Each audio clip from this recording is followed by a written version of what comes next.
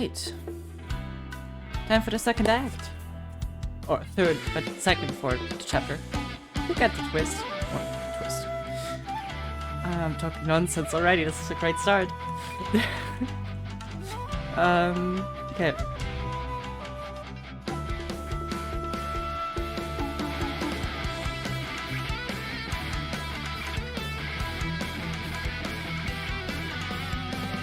Alright.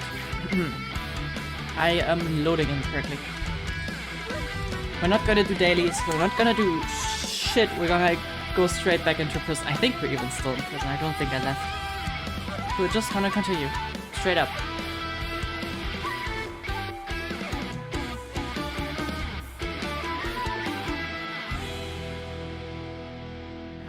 Perfect transition. Only would have been great if the game was loaded already. That's for next time. Okay, I think I'm gonna close all of that nonsense. Okay. And then I have chat here. Perfect.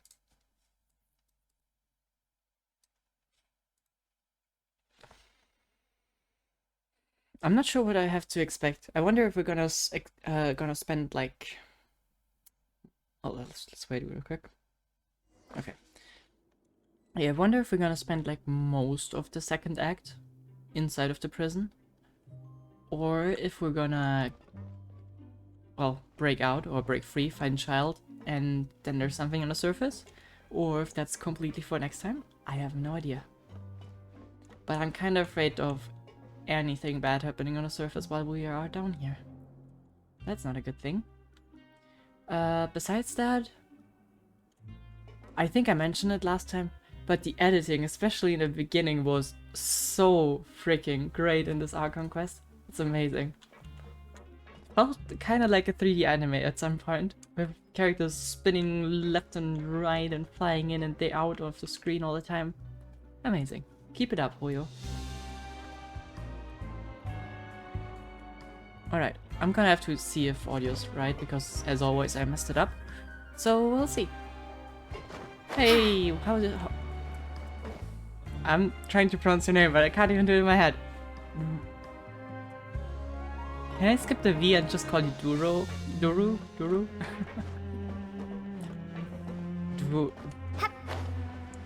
Dvuru. Shit. Anyways, hi. Okay. Yeah, they're all on this level. So let's get right into talking. Look! There are some people talking over there! Let's listen in on the conversation. Okay. Hey, Proxy. We're going straight in. The stream started 3 minutes ago and I'm already in. Playing for now too. If you want, we can always play in parallel, so we can manage that, you know.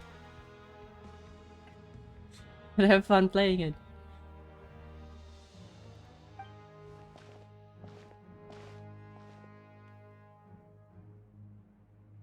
Do we know anyone of those? If you ask me, those pompous parasites on the surface act like they're all a bunch of aristocrats. Do any of them give half a hoot about a bunch of dogs like us? Probably not, that's why you're in prison. Hey, speak for yourself, mate. I'm no dog. Oh, you think you're special or something? If you're here, then you're just a convict like the rest of us. I've heard that even if you're released after serving your sentence, going back to life on the surface ain't any better. Once a criminal, always a criminal. Or marked for life. I don't buy that. Hey, how cool would it be if the whole world was destroyed by a giant flood and everyone had to start over from nothing? Okay, that's... Careful with your words, that's a bit, horrible. What kind of filthy bilgewater are you spewing? I have family up there. You best shut your sewer hole with talk like that. Listen, things ain't so great on the surface, but who says that you have to leave?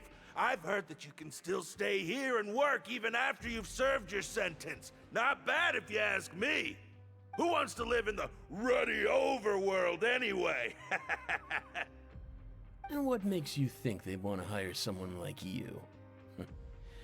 It's one of the great mysteries of the universe, how someone as useless as you is so confident.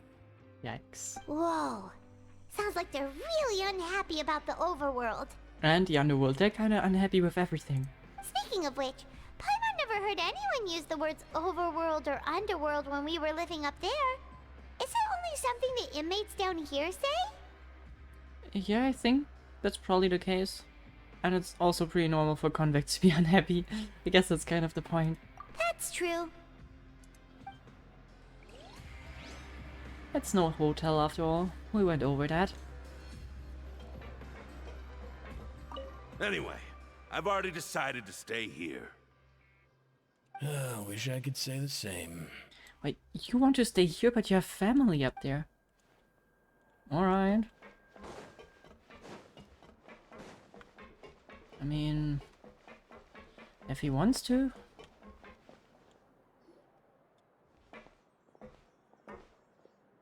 There's a group of people over there. Let's go listen in. So I said, that's not a faucet. Hey, who are you two? Why'd you come over all of a sudden? Sorry. Oh, sorry for eavesdropping. Sounds like you were talking about something private. Uh-oh. What's the matter? They're just looking to join in on our fun, that's all. Hey, don't pretend like it's okay for them to just interrupt us like that. Yeah, fine. You're lucky we don't mind extroverts that much. You know, I think you guys were just trying to tell a joke, and we have been taught by the most pristine joke master in all of Teyvat. So I think you will love us. And you guys also seem very nice. So I'd like to You hang hear out. that, Quisto? What nice! Your expressions tell me you're looking to hear some juicy info, am I right? But before that, it just so happens that I know you two. Not surprising. Kinda, but Are we that famous? we should be. But somehow we aren't. You're kidding. How often does anyone get a personal tour led by His Grace himself? Practically everyone was talking about it. Word has it that you also caused quite the kerfuffle. It was just a teensy-tiny mistake. A little mistake, huh? I like the way you put it. You see, people with a good attitude can join our group anytime, unlike some of the others here. Your group?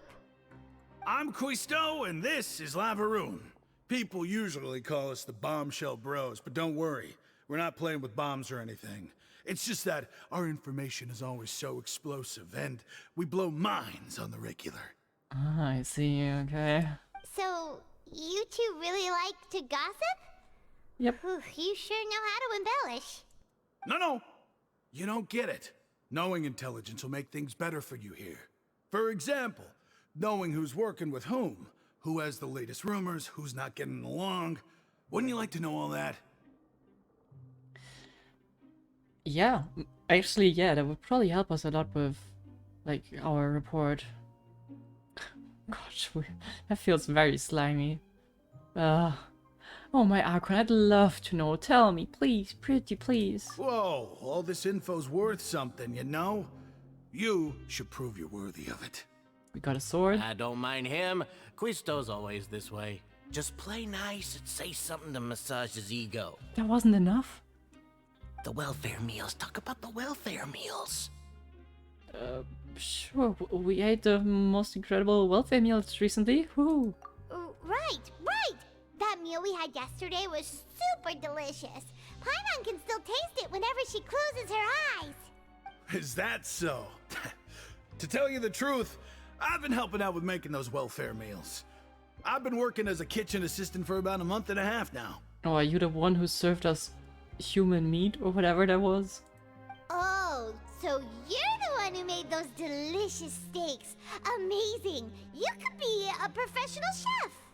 You are correct. I am a true professional. In fact, I even went to culinary school. But since you like my cooking, I guess that means we share similar tastes. Listen carefully. This little bombshell will help you learn what's really going on here in the fortress. Okay, let me in on all the secrets. Huh? Did Lavaroon just wink at me? Seems he's saying, don't be upset, he's a good fellow. Listen, kids. The power structure within the fortress is quite complicated. The Overworlders couldn't care less about us down here. We're basically dogs to them. You've already met the one person here you should never cross, the Duke, Risley. He knows more than you think. And if he doesn't care about something, then he often doesn't bother dealing with it. Those who have the Duke's attention get all kinds of special perks, even better treatment in the infirmary. I know who you mean. It's that Jurier character, right? I don't think there's anything useful about him at all.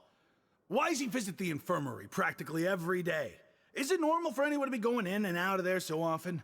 If you ask me, he's just faking it to get out of work.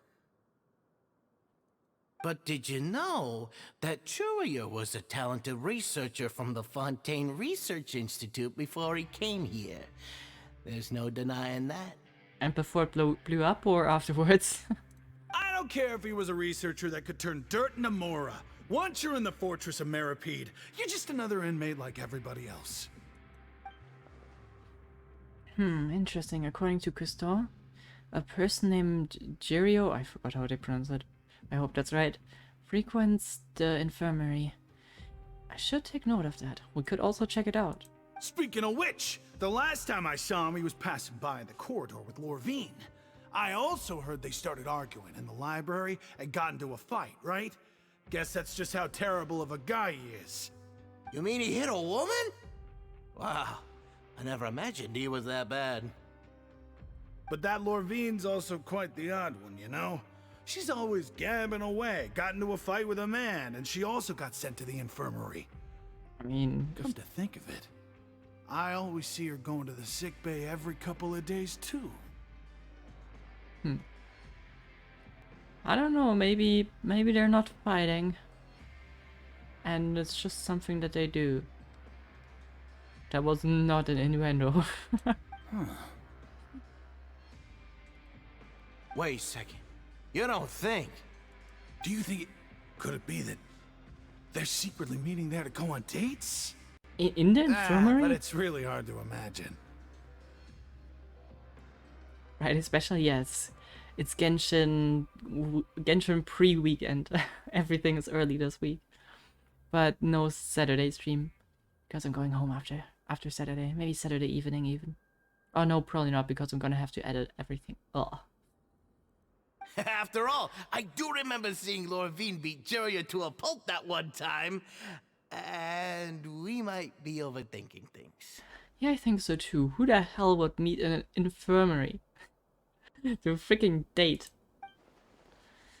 So Jurier had a confrontation with a girl named Lorine. Lorine. Yeah. Okay, Lumine nodded, so I probably pronounced it correctly. Who also frequently visits the infirmary. I'll remember that too. Very crucial information. I don't think so, but noted. I'll never get a handle on all this pain. How's the weather? Cloudy. Cloudy and pretty chilly. But it's calm. I'm waiting for the day when we get like another rain thunderstorm and then it's sunny again. But I guess summer's over, so it's not really likely. Hey, you over there? Us? Yeah, you. Say, do you like playing card games? Oh, You know, God. like Genius Invocation TCG? Oh my god, even you guys play it here. You TCG players are like mint in the wild, literally sprouting up everywhere. Yeah. Hey, come on now. What's wrong with finding fellow Invocation aficionados? Anyway, care to join me for a game? Well, we were kinda, you know, busy with being a prisoner. Ah, alright. No pressure. But why would you be looking for people to play Genius Invocation in a place like this? Don't people usually come here to fight? Whether you're throwing down cards or throwing punches, it's all a competition, isn't it? It's all the same in my eyes. Yeah, I mean, it's totally the same. Next time we go to a boxing ring, I'll just recommend if we play some Uno instead. There are lots of card players here in the fortress. When I saw you, I immediately thought, hey, even outsiders from other nations play cards. So I came over to say hi. We're not even from an... Well, anyways, so you would mind chatting with us for a moment? Maybe we can actually play a game Sure. and chat meanwhile? Great! Since you've been here longer than us, you need to flex your seniority a little bit, right? Maybe you could start by telling us newcomers some stories about this place. I thought you would have already heard everything by now. All right, then. Did you have anything specific in mind? Or do you want me to just pick a topic? Why don't you pick? We'll let you know if we've heard it already. All right. Have you heard any strange rumors since you've arrived? Oh yeah, the forbidden rules we have, yeah. And did you know that there are some people who are always gossiping over in the corner? You mean... Oh, I didn't think you meant those, but okay, you mean Gustavо and Lavroon? Lavroon? Yes, so you've already met those two. They're quite a pair. They always keep an eye out for the latest happenings and gossip about everything. I've never seen anyone with more time on their hands. I heard that they used to be a chef and a bartender before they were sent down here. You know how bartenders are, always chatting with customers. Yeah, And checks chefs out. love to pass the time just hanging out when they're not cooking. Good to know. Do you have anything else to tell us? Let me think.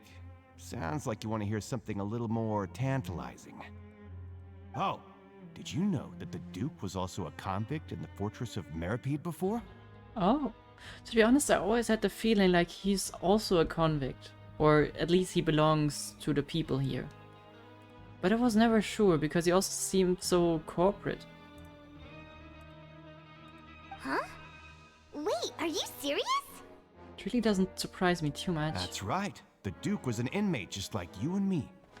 Seems he was exiled here for committing some crime. Who knows how he ended up rising up to become the warden, though. Coupons, they do everything here. To go from an ordinary inmate to becoming the manager of the whole place? I'm not gonna lie, I kinda respect that. So, by the way, you happen to know anything about the Forbidden Zone? A forbidden zone? Sounds like something that someone just made up. Sad. I've never heard of that. Where did you hear about it? It's just a rumor we've been hearing, but no worries if you've never heard of it. Do you have anything else you can tell us? Anything else? Not that I can think of, but I'll be sure to tell you anything interesting I hear next time. You'll have to play a game of Genius Invocation with me first, though. Okay. Okay, we've talked to just about everyone, and it's about time for us to go meet Linny. Okay, let's According meet to those. the card he left us, we should go meet him in the production zone. Oh god, how... Oh yeah, we do know actually why they're arrested. I just remembered. I wonder how long they're gonna be in here, because they should be eventually released when they find out that it was just a trick. I suppose.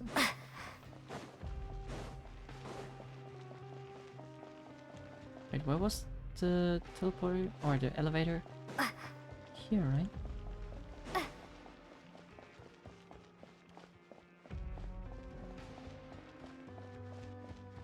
I sometimes wish we had more stamina. Okay, there we go.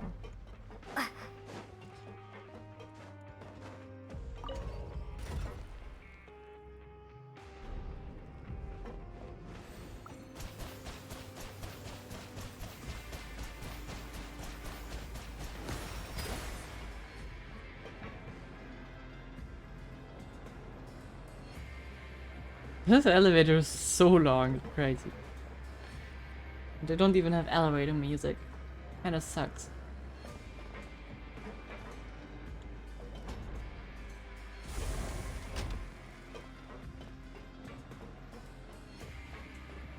But it does get pretty down here. Pretty.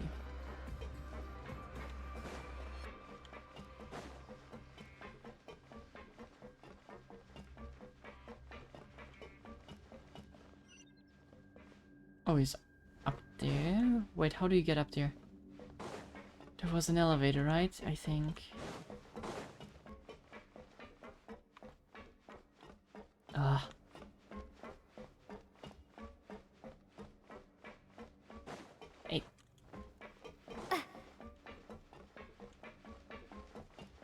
I wonder what that symbol means. Is it just a workshop?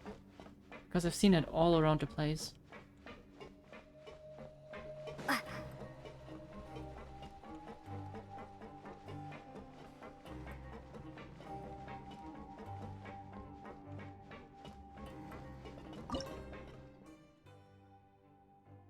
Did we use that already? I still have no real idea what it does.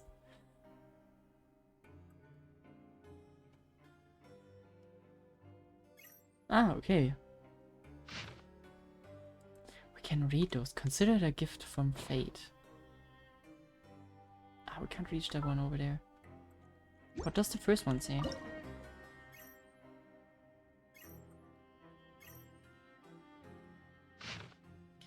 It's not here. Your luck isn't here, but elsewhere. Try luck nearby. Luck nearby cipher letters.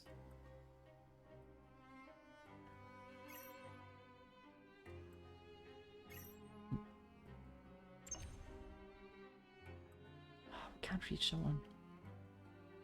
Yeah, I don't think we can do much more. Okay.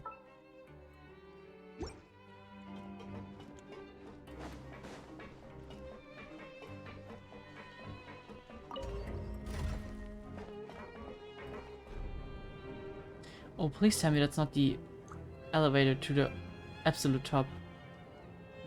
No, okay. There's another terminal.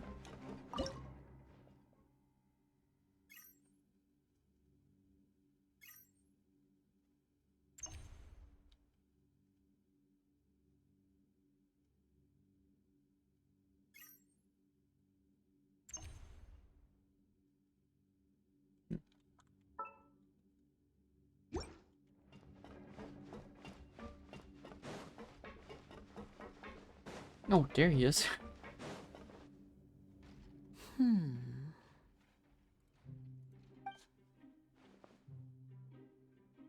Huh?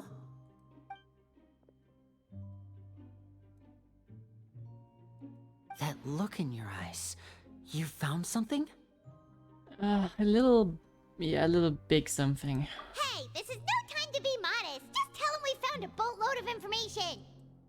Oh, as expected of the legendary duo, you have my full and undivided attention. You summarize your findings to Linny. Huh. I'd have never guessed that myself. The rumors swirling about this place are unreliable after all, and Master Child probably went missing because he found a way out. He is a harbinger after all. I suppose he's much more resourceful than I initially gave him credit for. Unfortunately, this isn't enough for our final report to Father. We need to find out Master Child's exact whereabouts.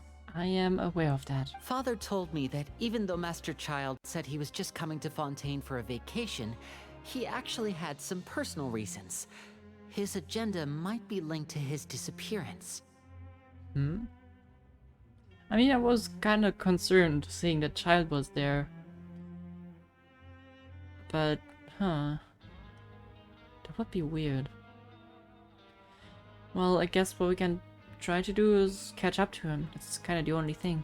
His escape route is already flooded, so we'll have to task someone with professional diving skills to chase after him. Well, when you put it that way, it's obvious that only Fremine would be up to the task. Bingo! Is he around? He's working today. Coming here as a group would have attracted too much attention. I'll talk to him about it later. Please do, we're counting on you, okay? It's the least I can do. We're all in this together, so it's only fair for us to fulfill our end of the bargain. Honestly, I'm far more impressed by you guys managing to collect all this information right under Risley's watchful eyes. Collecting information has always been our strong point. Well, debatable. Now, let me think. To find out more information, Fremine will have to retrace Master Child's original route. And if he's to do that, he'll have to set out on the next pipe cleaning day at the earliest. That's 6 days from now. Okay.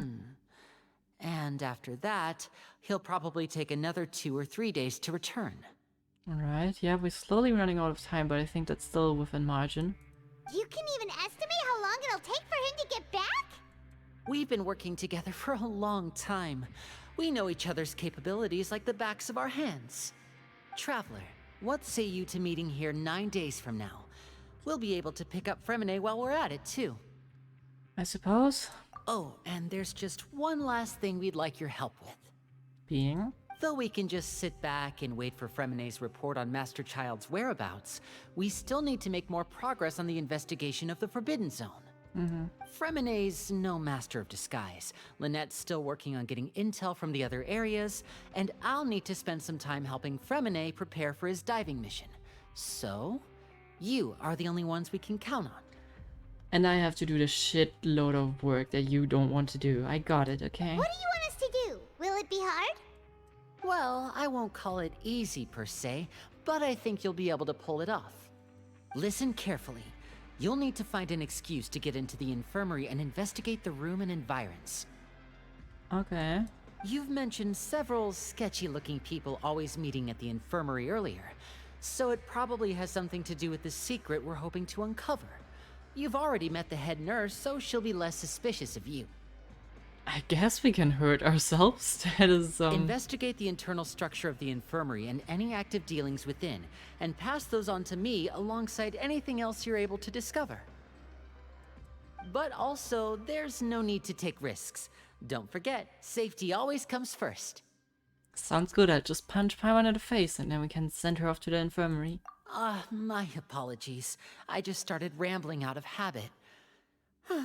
It was almost as if I was talking to my younger sister. Because she never responds? But that's not a bad thing, right? Well, I guess I'm more of the older sister, right? All right, then we'll head out as soon as we finish our prep. Let's go our separate ways for now, then. Don't forget, we meet here again in 9 days. Stay Gotcha. I have no idea how old Lumine actually is, but I would assume very, very old.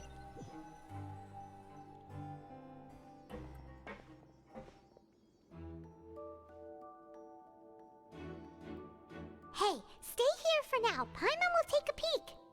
Okay. There seem to be several people inside.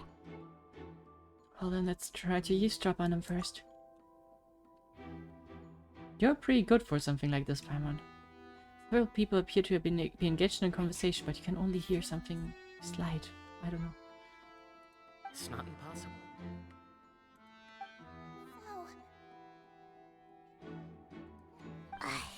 It's a bit hard to understand them from here, so why don't we just try to talk to them in person?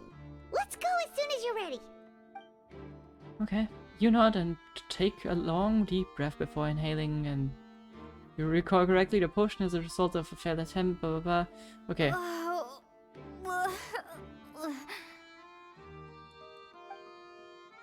Having given a good whiff, you hand... Look, how are you supposed to read that? Please help! She's sick! Whoa, are you okay? Oh my! What's wrong, little one? There's no need to panic. Take a deep breath before you begin. The traveler started complaining of a stomachache, and then nausea, and then collapsed onto the ground. Paimon doesn't know what to do. Freezing limbs, twitching fingers, and pale complexion. Could it be poison? Let me take a look. Please lie down over here. My stomach really hurts. Don't worry, I'll get you to the bed safely. Here, hold on to my shoulder and walk slowly.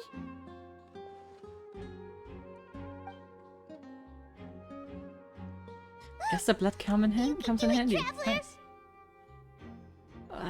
Thank you. I'm so sorry.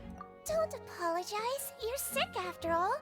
Now, please relax. I'm just going to do a preliminary checkup on you.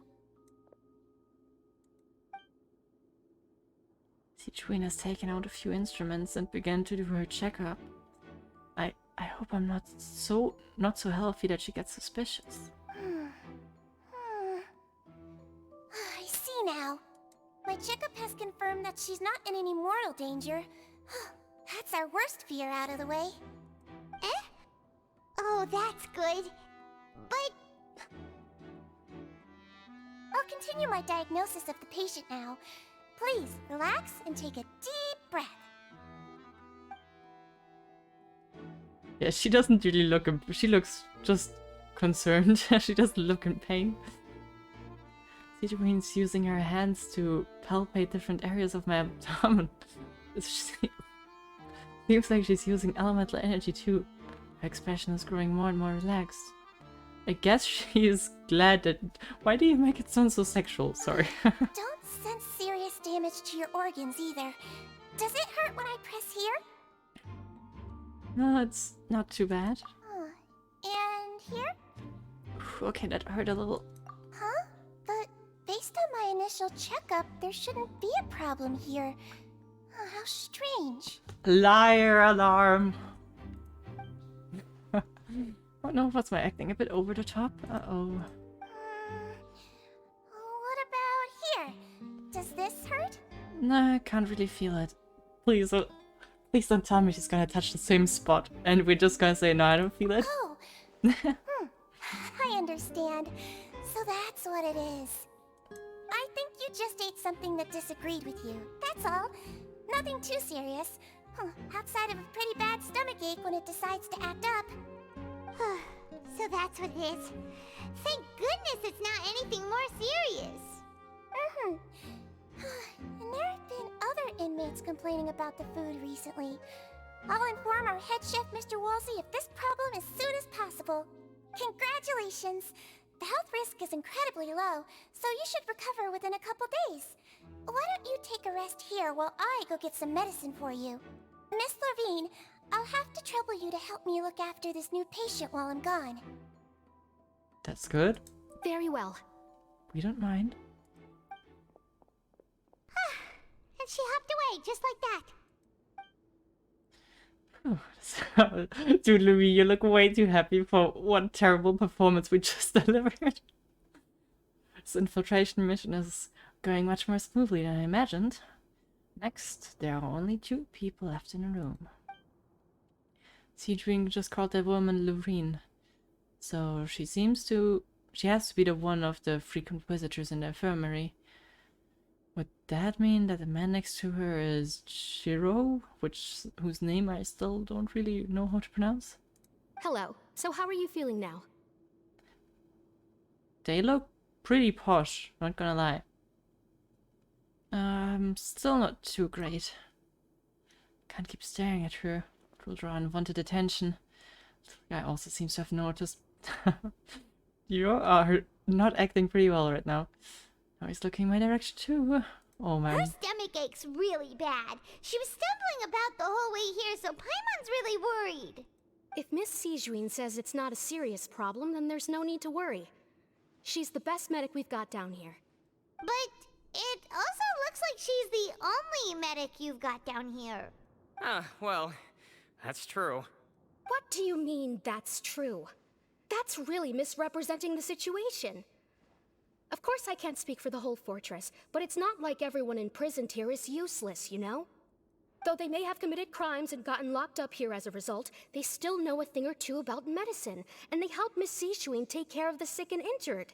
Yeah, you're right. But did you have to lecture me about it in front of another patient?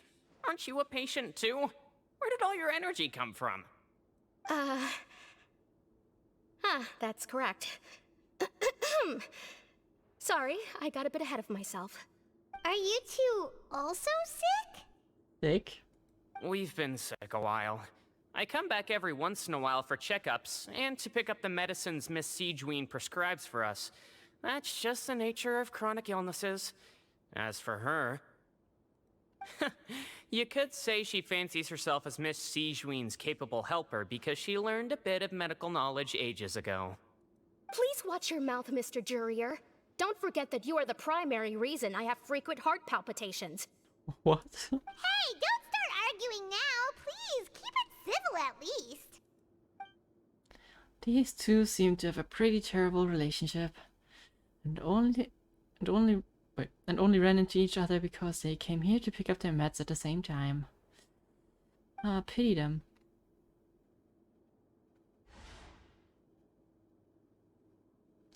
But outside of the 2 of them, there seems nothing suspicious in this room.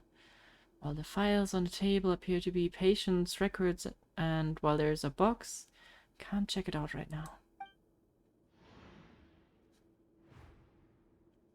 There's also, but there also aren't that many furnishings on the wall, huh?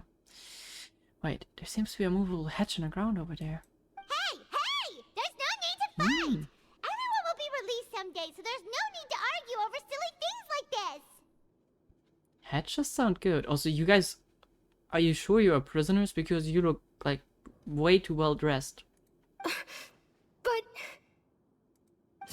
I guess we also still have our clothes. It's so way too early for it's us kind to of an even unfair think argument. about that. And who the heck knows if we'd even be able to continue our previous lives? Presence of a movable hatch isn't strange by itself, but perhaps it's my adventurous intuition speaking. But isn't it a bit strange that there's a movable hatch here out of all the places? Also covered behind boxes? It is hiding something. please allow me to end this boring and useless conversation. Oh, and Mr. Jurier, I don't want to see your face here again anytime soon. And same to you, Miss Lorvine. Anyway, that was more than enough rest for me, so I'm going to get out of this excessively noisy place. See you later, everyone. Bye-bye. He just slowly walked off like that? That's just what he's like. I'm sorry you had to see all of that. I'm Lorvine, and that's... Well, his name is Jurier, but I hope you'll never have cause to remember his name. Good, because I probably will forget how to pronounce Juria in like 10 seconds. You really can't stand him, huh? I mean, can you blame me? Who would like someone who's as arrogant and obsessed with weird research topics as he is? But there's no need to keep dwelling on him. I'll accompany you two for a while. Miss Seashween should be back soon, and I'm sure you'll feel better as soon as you've had some of her medicine. Thank you a lot for looking after me. No, it's nothing. I'm back! Did you rest like you promised? Thank you for getting our medicine, Miss Seashween. Did you all cooperate with your bed rest? I trust that nobody got up to walk around. Good. Here, this should be 2 days' worth of medicine for you. Take one pill now, and then continue your bed rest. I will try my best. I hope that pill is good for Miss us now that Levine, we're not really I sick. left in a bit of a hurry just now. Do you still remember if we discussed the color of the pill that you should be taking today? I remember. You said it should be yellow. Did I talk about that before we walked in? Why don't I remember? Yellow, huh? I understand. These are yours. Please, make sure to go to bed early after taking them tonight. You'll benefit from a good night's sleep. All right, then I'll also be on my way now. I hope you feel better soon too. It's a weird question to ask. There's something fishy. But yeah, thank you. See ya!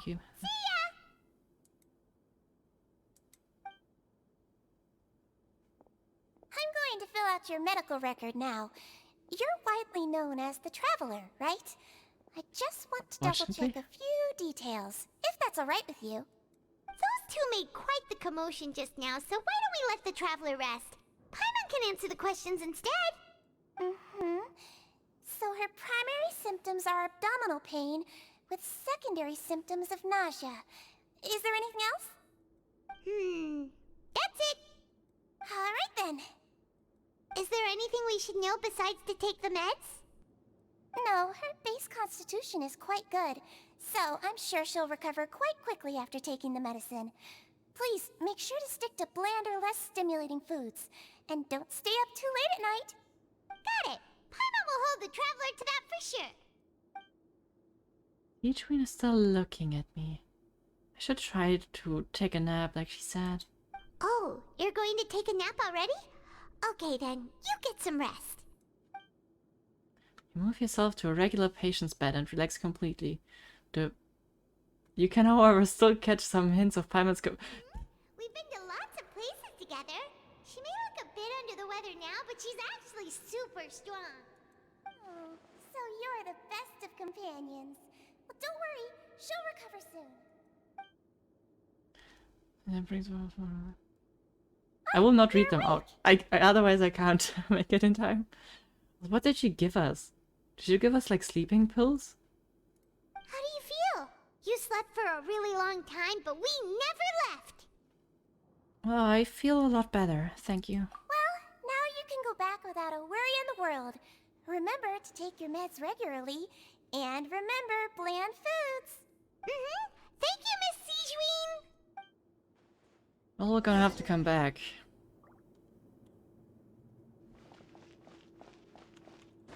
Will she get suspicious if we like... Whoopsie. Nah, that's not a regular hedge if it's hidden behind boxes.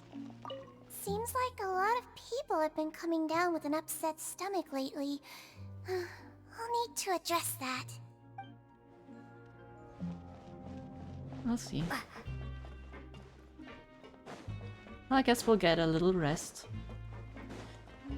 And, I mean, we know that Siegeween is not in her quarters all the time, right? There's like 1 or 2 hours where she's not in. We could use that to sneak in there. But how would we open the hatches?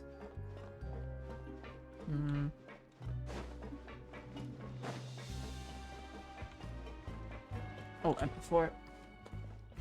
Can I reach it?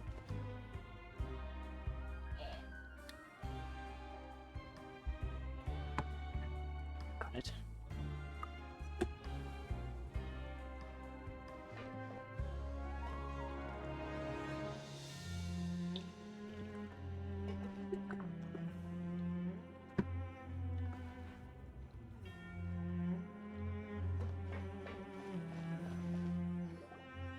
You really are something. To be able to fall asleep like that and even sleep talk the entire time, you scared Paimon half to death! So, Paimon, you were talking quite a lot. Did you say anything you shouldn't? No, but you kept mumbling things along the lines of, Pyron, don't take my grilled fish, and put down the Adeptus Temptation now! Okay, what the hell did she put in my meds? Paimon talked with Siegeween the entire time you were asleep. She seems like she's just a sincere nurse, and Paimon didn't notice anything unusual in the room. Are you sure we're not going off track with the infirmary? I don't know. I have a suspicion. Also, thank you, Damon8p, for the follow. Thank you. I don't think we're off track. There's still some weird things in this place. The movable hedge on the ground, as well as the questions Siegeween asked Lovreen. And also they were they really talking about their meds before we walked in? I doubt it. Oh, and was Lovreen and Jorio's argument genuine? Or were they just putting up a show? Paimon, hear me out. Whoa! You really are super thorough. All those tiny little suspicious things that Paimon didn't even pick up on. We've got to give the info to Linny. Isn't he busy? I mean, okay. Why is it? You know, sometimes I need to rush through. And sometimes the text sticks around for like eternities.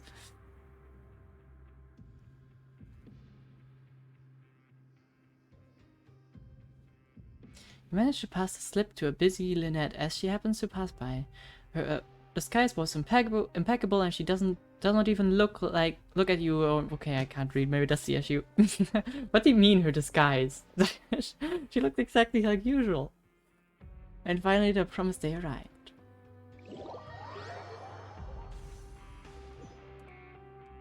Today's the day. Let's go meet up with Linny.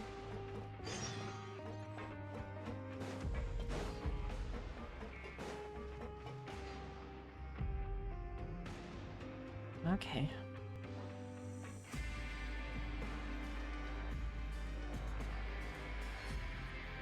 Oh! Hmm?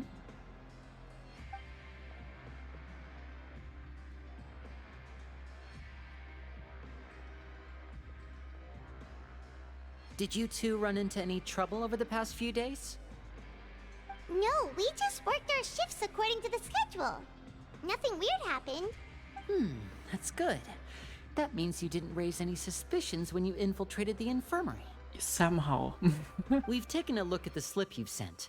Fremine successfully left the grounds via the pipes 2 days ago, and as of last night, Lynette has also infiltrated the infirmary after faking an illness. Wait, why is she getting involved as well? You already went above and beyond when you scoped out the infirmary.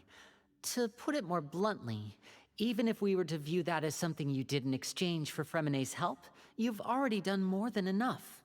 Infiltrating a guarded stronghold is a different kind of job from a one-off investigation. You know, We want it's to an avoid using infirmary. the same faces over and over and reduce the amount of suspicion that will fall on any given person.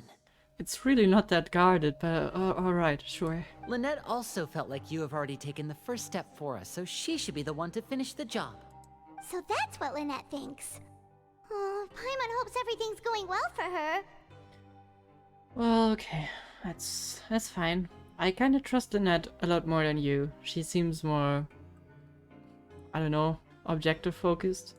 Then, let's go check on Lynette before Fremine returns. If everything went well, then she should be wrapping up her investigation right about now. Is now really a good time to go over?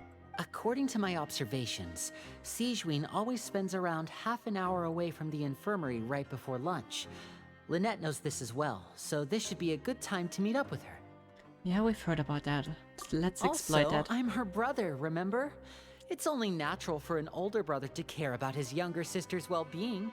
Yeah, and we're your attorney, so Okay, then let's head over right away. that should be fine. Can we build a case for food poisoning down here?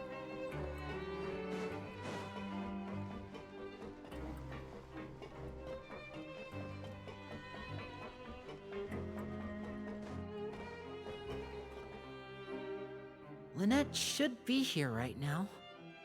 Huh. Strange. Lynette? Did she go into the hatch? As expected, Sigewinne isn't here, but why isn't Lynette here? Could she have found a lead and, well, left to follow it? No, Lynette rarely deviates from the plan. We agreed that if she were to make changes on the fly, she'd find a way to let me know. Unless... Let's see if there are any clues around here. We can look while we wait for her. Okay. Hydrate? Okay, gotta do some hydration.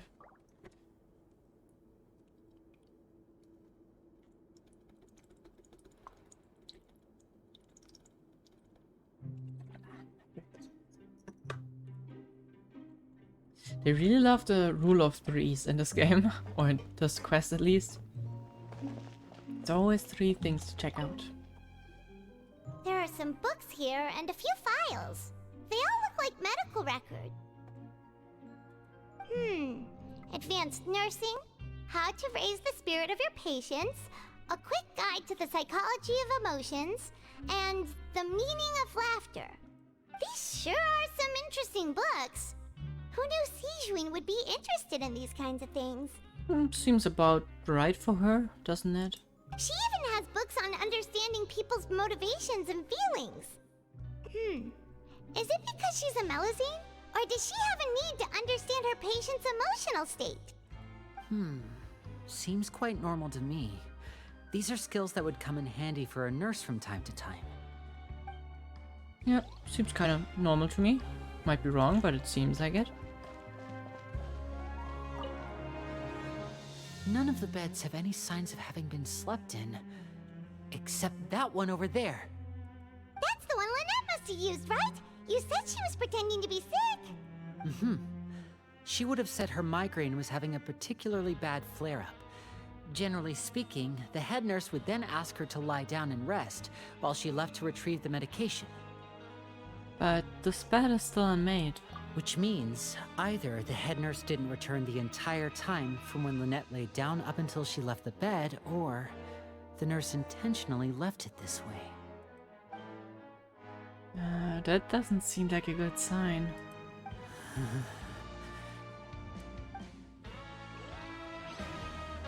Was the cover blown?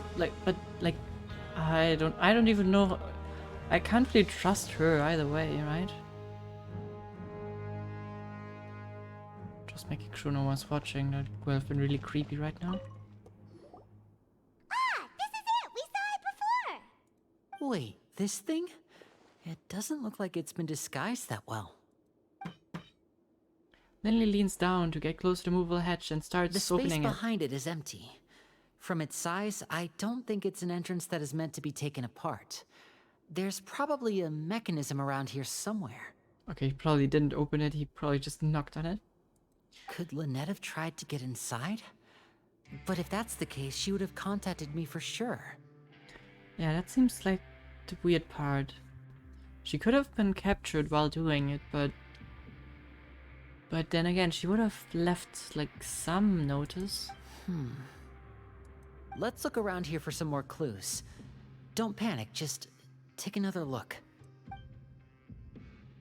The look on Lenny's face, he's definitely beginning to panic.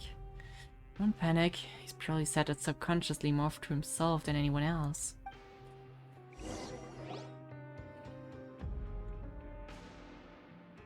Hey, you guys, there's a slip of paper over here. A slip of paper? It's right over here. And You there's a didn't bunch see written that? on it too. It reads, out of respect for your usual practices, I'll use a piece of paper or card as the medium to pass on my message. You may consider this as me giving you my best regards. This is... Is that all? Is there anything on the back? Like, The back. This is... Show me! Now! huh? That look on your face. Paimon's reading it now. Would you care to guess where Miss Lynette of the Fatui could be right now? No. Could she have... Is she already... Writhsley. Did he deliberately leave the infirmary unguarded to use it as bait? Wait, you mean he was aware of our goals from the very beginning? But why? We didn't run into any trouble last time, and he also never reached out to us since. I mean, why would he choose to act during our second infiltration attempt instead of the first? And why at all? Yes, that is a crucial question. Writhsley, he doesn't do anything without a clear goal or reason. So this means he had no concerns about your activities from the very beginning. You're not from the same camp as us. You were sent down here by Nervulet, so you have no conflict of interest with Writhsley. We're a completely different story, though. Yes, but then why didn't he go after you? I'd like to know that, too. Why did he only go after her? Don't panic, just think everything over. I have to stay calm. This is not like what happened last time. The situation's different now. Wait, you're right. Wait, but that means the fact that Fremine was able to leave the grounds. Could Writhsley have let him go as well? Oh no. But what does he gain by letting Fremine leave like that? I get it now? Do you? He deliberately made them both disappear. So But he's why? challenging me and trying to provoke me, I'm sure of it. We never should have sent out Fremine. We had to go through all that trouble to find an opening to sneak him around the guards and into the pipe, and we even thought luck was on our side. If Writhsley let him leave on purpose, then he's probably in a terrible spot now as well. Lenny's getting more and more panicked. We have to calm him down. But why would he do that? What's his plan? Just to mess with the Fatui, I suppose. Lily, calm down. We need to Don't keep be a like clear this, head. Lenny. Fremine wouldn't have left if we hadn't told you about Child. That was our fault. No, I'm the leader of this operation, and I'm the one responsible for this team. I was the one who failed to protect them. I'll go talk to Writhsley. Hey, don't be reckless. Traveler, please talk some sense into him. I simply cannot allow Lynette to be abducted again. Oh yeah, I forgot about that completely. That must trigger some insane PTSD for him. I have to go. I'll find a way to get them back. Yeah, let's go with him. Come on, Lubin, He's move. rushed out the door. After him. Where were you hiding? Why are you smiling like? Right. Oh my god, that I feel like we beast. still have some room to make changes on these details. It's not impossible, but it'll require extensive testing. Is that so? Very well. Then please be mindful of the time. Huh? Is someone? Pack everything up. Whoever's outside is eavesdropping. They'll probably come in once we stop talking. Someone! Please help! She's sick! I hate her now. I hate her. I hate her. I hate her. I hate her. Are you okay? These two. As expected, they've already found this place. Oh, they are quite sharp. What do you mean this is the infirmary? What a delightful turn of events. I like smart people, but I also like playing dumb. I like the feeling of being trusted. Oh my god, she's so messed up. Oh my! What's wrong, little She's... one? There's no need to panic. Take a deep breath before you begin. You remember the receptionist in the very beginning who said she doesn't like to smile at the prisoners because she doesn't want to come off as if she's having some joy from experiencing their pain? She's literally the opposite. She's smiling all the time because she's enjoying it so much when people in there are basically underneath her. I didn't expect that from it. Stupid little chibi. Being able to read human expressions is quite the useful skill. Lenny, wait!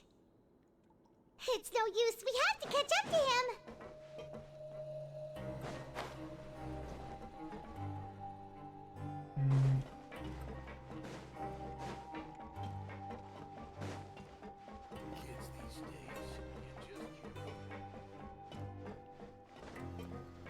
He's already out of sight. How is he so fast?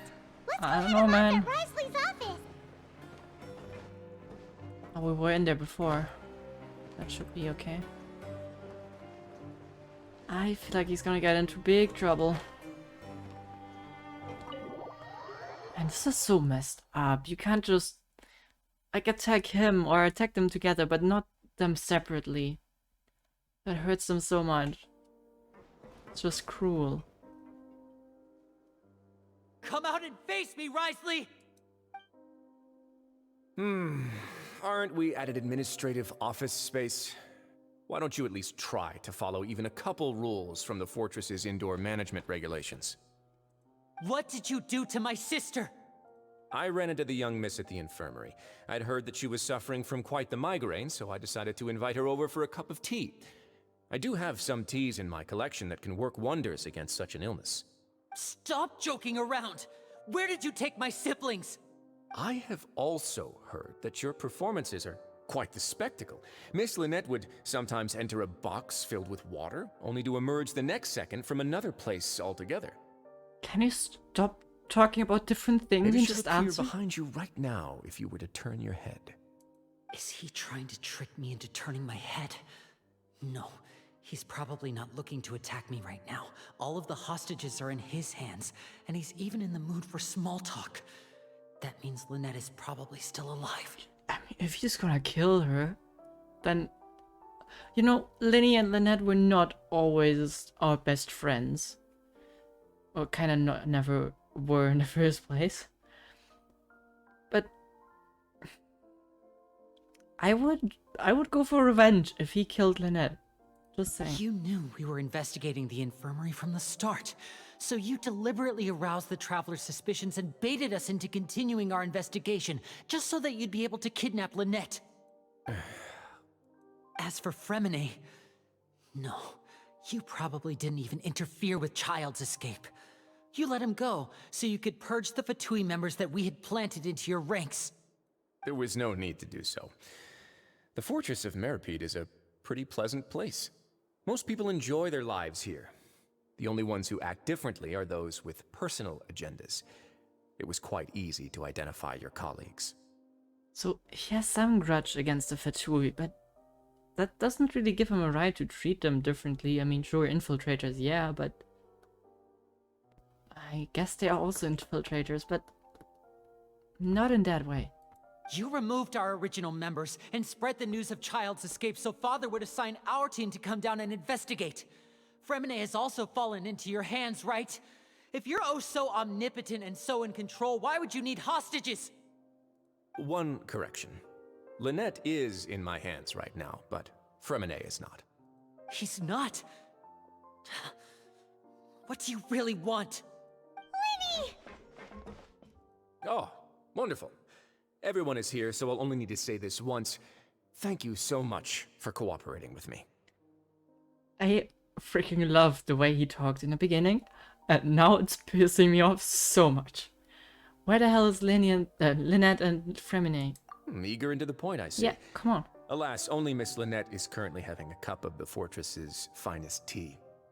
Is that some metaphor? Although, as per your original plan, Mr. Fremine should also have returned to the fortress by now.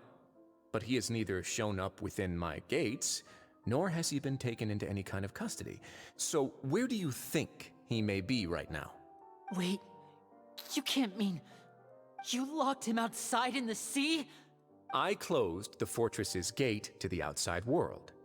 That's all. But he knew. He knew. Fremine's a star diver, so he should be fine, right?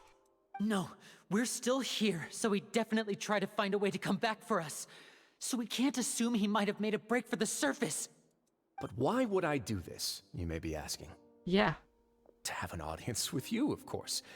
My intel tells me that Mr. Linney is a great magician, so it's only natural for me to want to have some cards of my own when it comes to negotiating. Besides, I do recall you mentioning to Miss Lynette that you've always wanted to have a face-to-face meeting with the Lord of the Fortress of Meripede, regardless of whether it was in a personal or a professional capacity. Well, you got your wish. So, you've been keeping tabs on us before we even set foot in the fortress. Some of my folks just happened to hear a thing or two, that's all. In any case, I will be straight with you.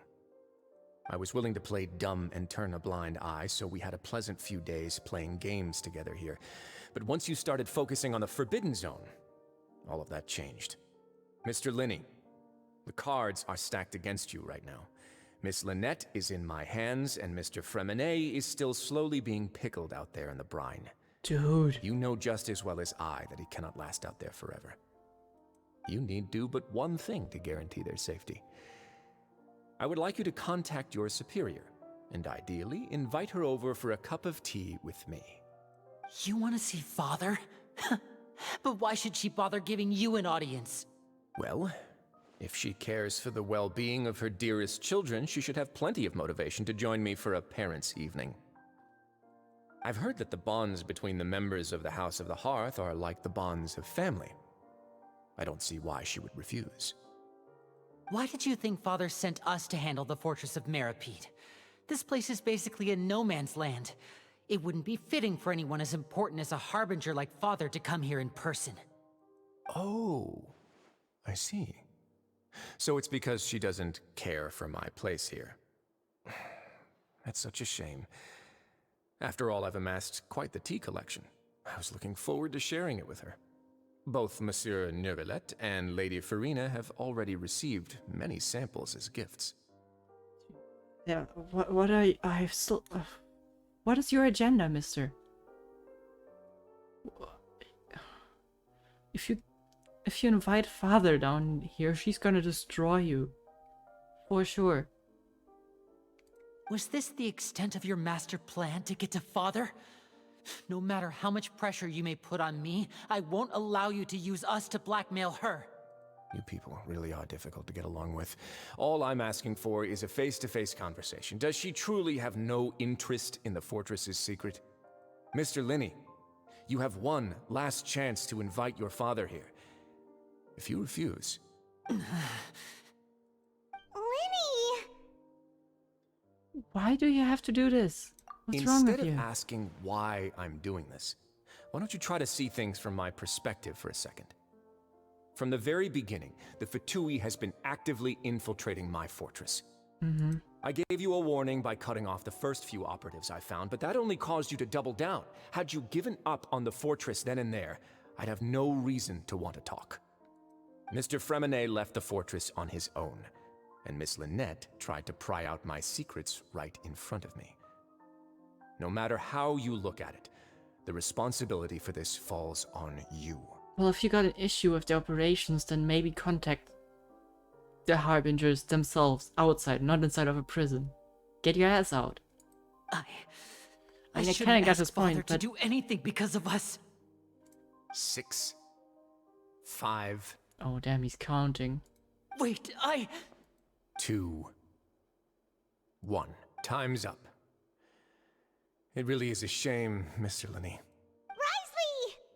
Negotiations have broken down. Please leave, ladies and gentlemen.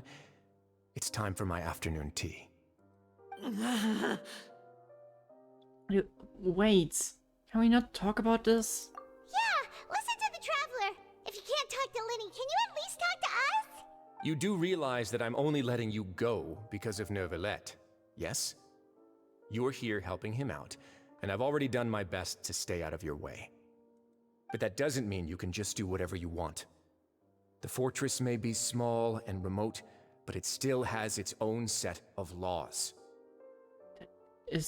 I don't care. You gotta, like, sorry, but I'm gonna save them. Doesn't matter.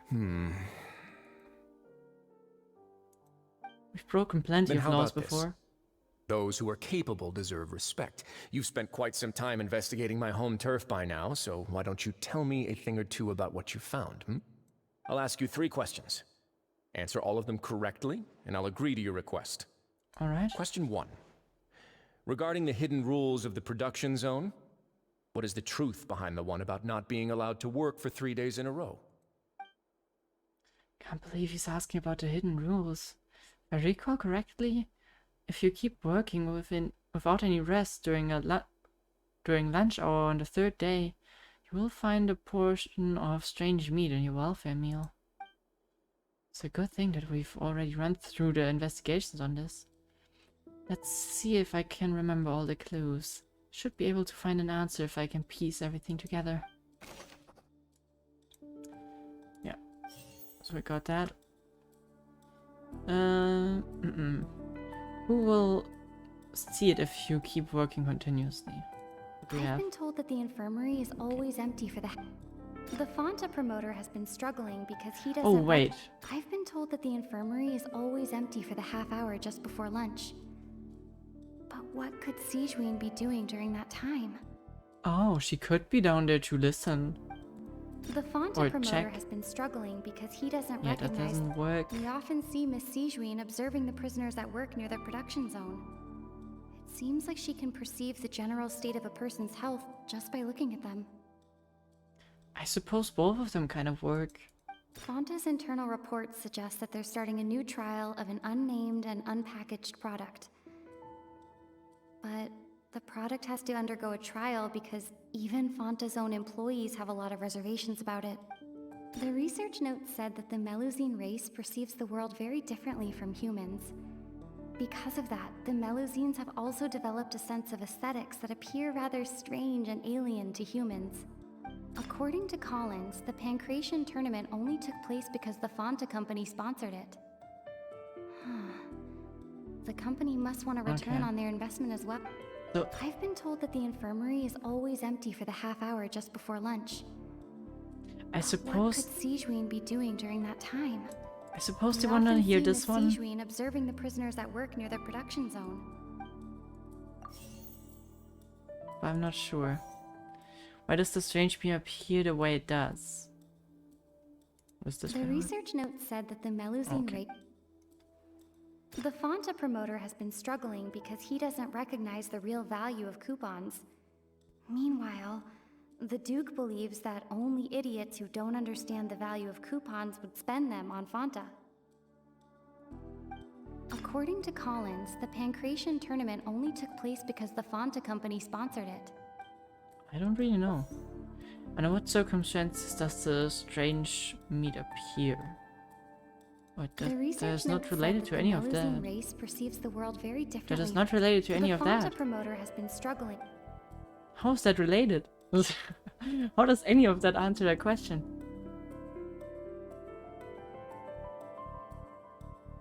It appears after 3 days.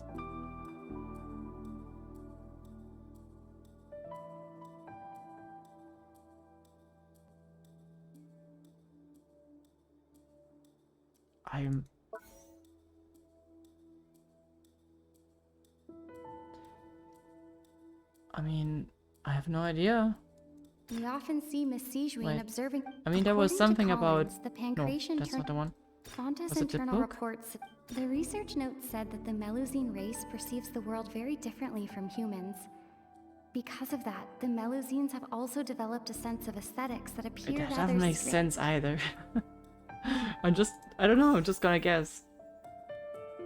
Or maybe, I don't know, the Fonta...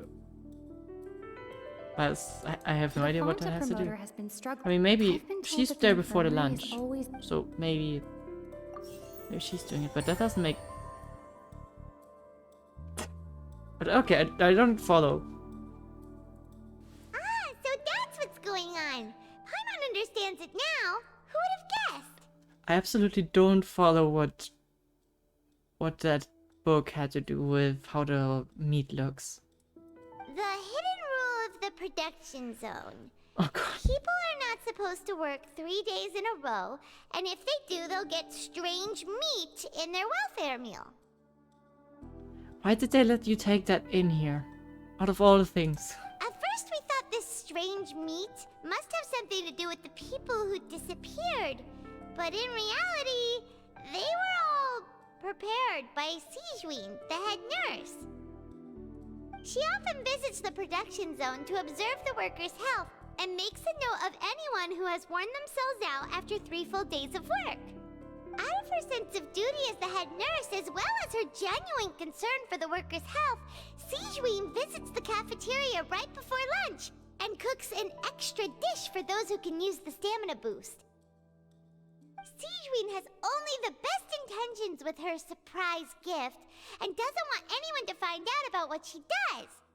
However, unfortunately, Melusines as a race perceive the world differently from humans, and their sense of aesthetics is even more alien to us.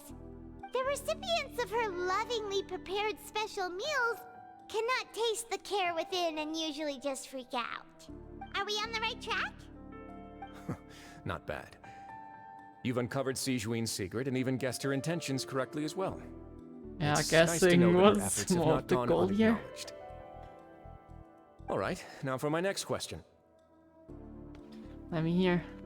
There are also some hidden rules in the Pancration Ring, including the one that you're not allowed to support both sides of a fight. Why is that?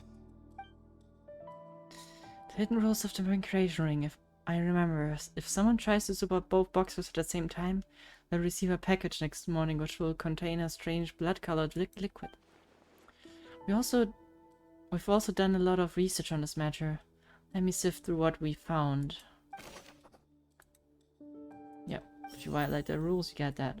Who sent a package containing a strange blood-colored liquid? Okay, we have the same evidence, right? Fonta's internal reports suggest that they're starting a new trial of an unnamed and unpackaged product. But the product has to undergo a trial because even Fonta's own employees have a lot of reservations about it. It's The still the same research book. note said Yeah. that the Fonta promoter has been struggling because he doesn't recognize the real value of coupons. Meanwhile, the Duke believes that only idiots who don't understand the value of coupons would spend them on Fonta. Oh, okay. So because we waste our coupons, that's what makes a Fonta guy send it? Fonta's internal reports So, suggest that they're starting a new trial of Is there nothing that says the Fonta guy? Because I think then it's probably him, but what was the one? According to Collins, the Pancration tournament only took place because the Fonta company sponsored Okay, yeah, this one. Why does only the one who buy tickets? The That's Fonta because of promoter this. has been struggling. Fonta's internal reports suggest that they're starting a new trial of an Yeah, okay. unnamed. Okay, that kind of makes sense to me. The other one was a bit more iffy, but this one makes sense. Ah, Paimon gets this rule too now, so they're That Well, hidden rule of the debatable. pancreation ring is about how, people are not supposed to bet on both boxers at the same time. And if they do, they'll receive a package containing a strange, blood-colored liquid. People get scared when they see it because they've subconsciously begun to associate it with the missing boxer. But really, it's just a bottle of the latest yet-to-be-named and packaged new Fanta trial product. A blood-red drink. It's no wonder even Fanta's own staff were questioning the company's decision-making.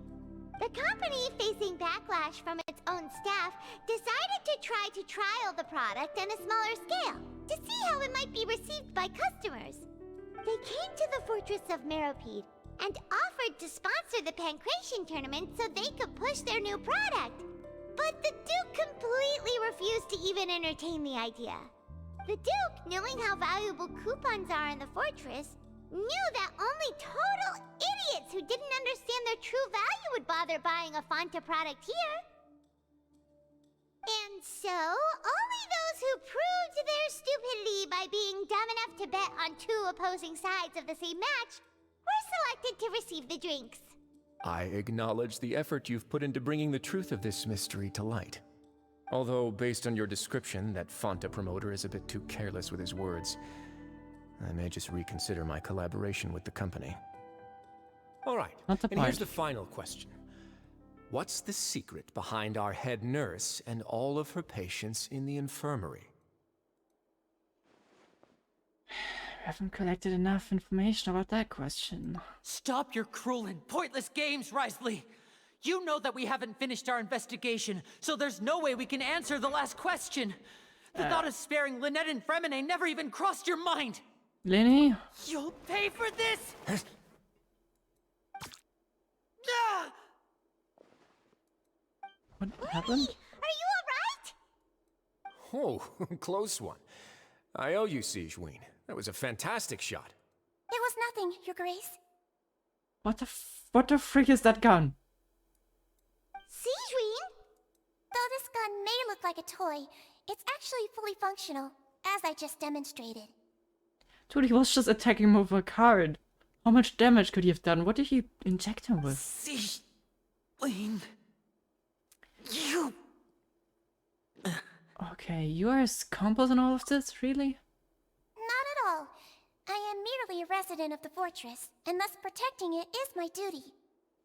When Monsieur Nervulette asked me to come here, he told me that my job would be to take care of the well-being of everyone here. I am merely discharging my duties. But if you mean what you just said, then isn't Linny someone you should be looking after as well? Isn't he a resident here just like the rest of us? If you're close with Novelette, then why not learn a thing or two about his virtue from him? But I really am just doing what Monsieur Nervulette told me to do. Everything I did, I've done to protect them. Had I not, they would be in far more dire straits right now. His Grace knows it too, right? Your Grace? Mind proving my innocence to them? My dear Siegeween, whatever shall I do with you? Would it have killed you to just wait another minute or two? Well, it's nearly time after all. The way you do things can be truly frustrating sometimes, Your Grace. I figured I should try to talk some sense into you. What are you talking about? What time? Take me if you want, but let them go. How touching. Can you just give me one more minute?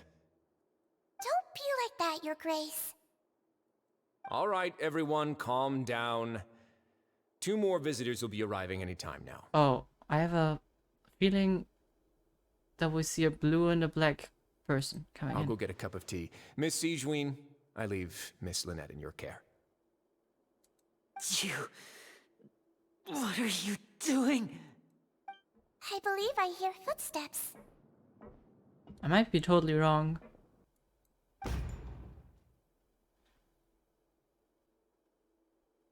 Oh, okay. Some space, please. Not who I expected. Ah, Miss Clarande. My door. I hate him so much and I love the way he talks. I hate him though. Fremine...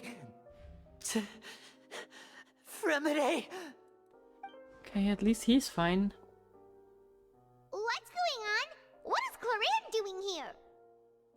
Work. Can someone talk to me? Like, seriously? I'm sorry about shooting you, Mr. Linney. The tranquilizing effect will begin to wear off soon. Please take it easy in the meantime, though. What happened to Fremine? Wasn't he diving just outside of the fortress? Why is he looking like this? These symptoms can't be, right?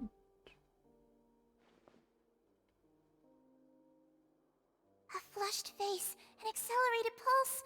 He must have consumed primordial seawater. That would be really bad. Why would that stuff be there?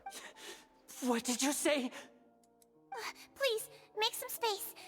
I'll need to give Mr. Fremine a more thorough checkup. Your Grace, I'll leave the rest to you. I'll talk to Clorand while you get Fremine to where he needs to be. Everything Explanations, else can wait. please.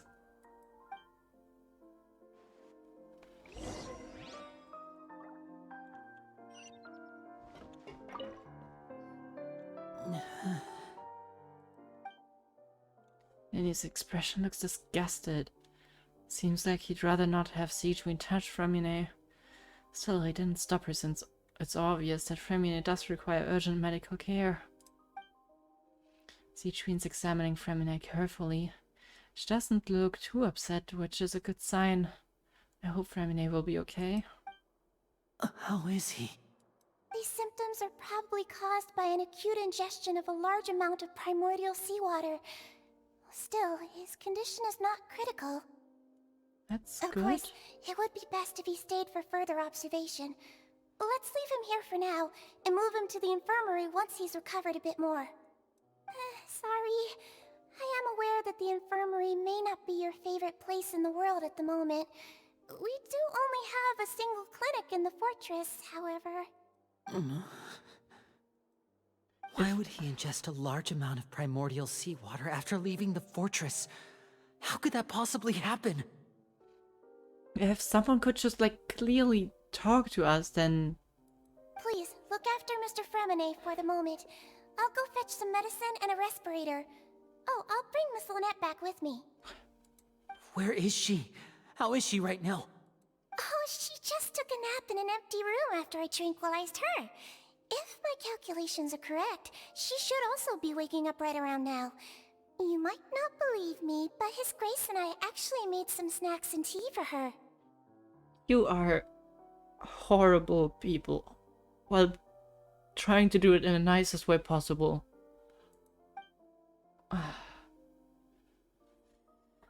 Lenny has finally begun to stop tensing his muscles on his face. So it seems he trusts what Siegwyn said. So that's good, I guess. Still weird. What a freaking weirdo she is. And what is Chlorine doing here? What's that look on your face? I thought I made good time on the way back. Oh, I'm just admiring your punctuality. Had you arrived just a few minutes later, Siegwyn may have been forced to shoot Mr. Linney again. You would have liked that, huh? How's the situation out there? The water has changed.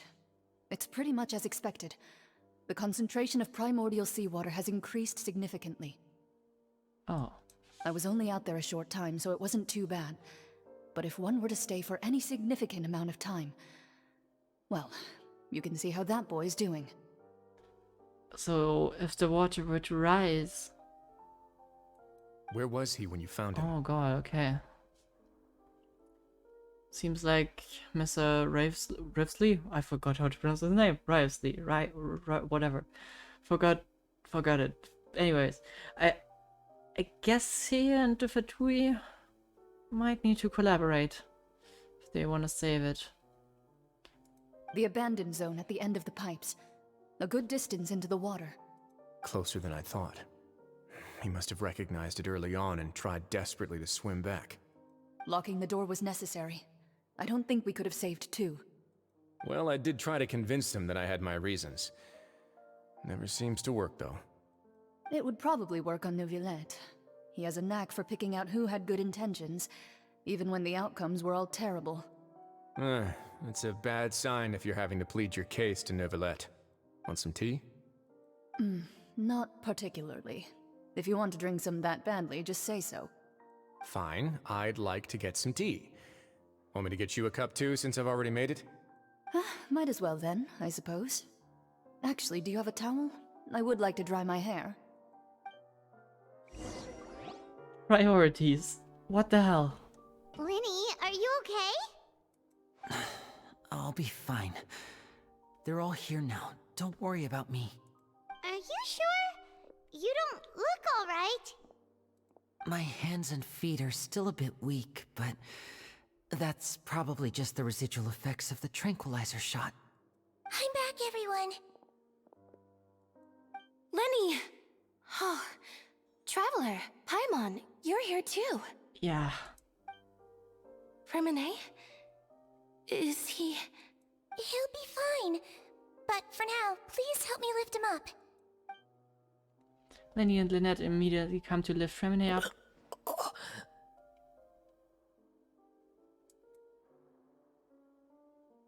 And he wakes up. That's good. And he faints. Okay. He's alive. His breathing's beginning to slow down. Give me a hand and help me get him to the infirmary. Yeah, I'll take him from this side. Lynette, together? On it. Traveler, you seem pretty worried about him. Want to come with us? Yeah, very well. The Duke and Clarande are gone. They probably went to get some tea. The Duke will explain the truth in just a bit. Miss Clarande will need a break, since she only just returned from rescuing Fremine out of the sea. Clarande saved Fremine from the sea. Just what happened there? And why is... I mean, I guess we know the prophecy, but there's gotta be more to it than magic that's increasing the level of primordial seawater.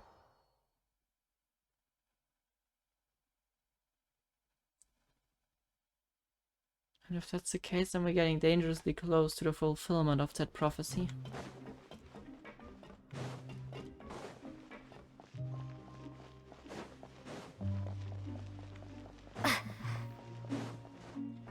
If that guy could only just talk in like clear text. He had like, what, 8 minutes? And instead he chose to play with Lenny until he got shot with a tranquilizer dart. That's not the goal.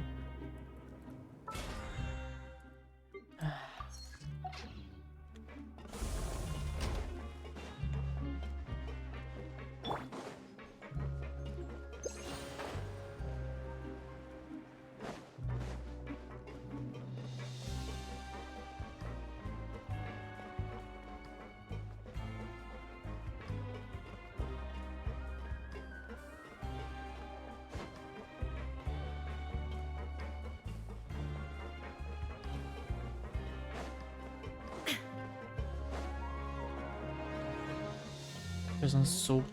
I mean, you can't really see it, but it's pretty damn large. Didn't expect them when we got in here.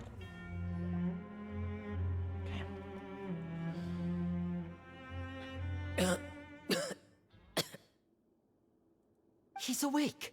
Fremine, how do you feel? Lenny... Lynette... We're all here. Where... am I? The infirmary, at the Fortress of Meripede, Mr. Fremine. And you are no longer in any danger.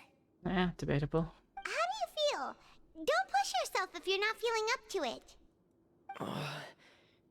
Traveler... Paimon... It's been so long. The sea!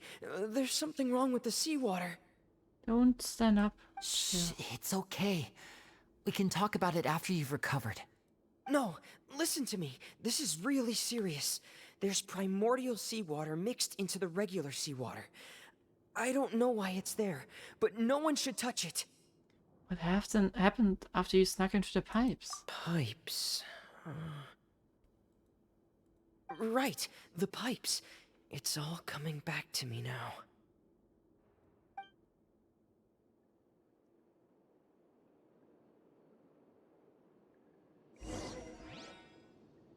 Are we playing it? Or...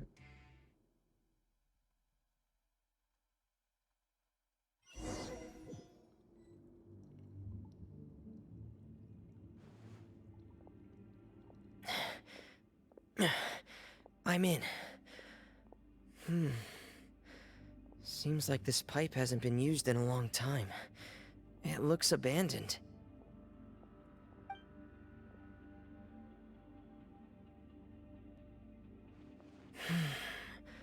Where could Master Child be? I mean, the good thing is Child shouldn't be affected, right? I mean, good. Depends on what you think about it. Oh yes, we get to play it. Get in gear!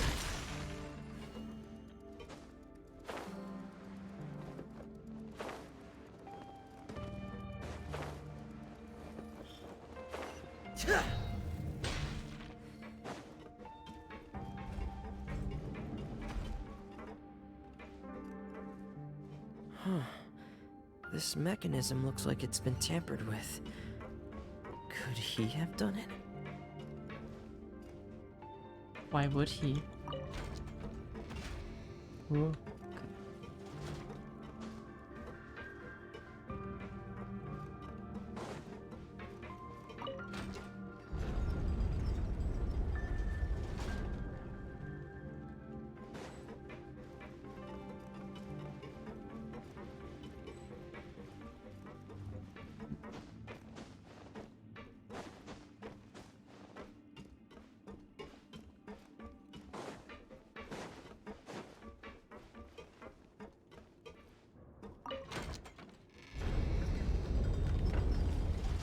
Now we need to rise it up.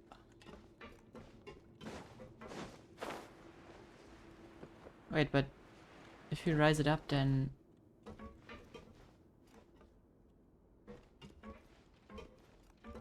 Yeah, then how are we gonna touch it? Wait, that was an oversight.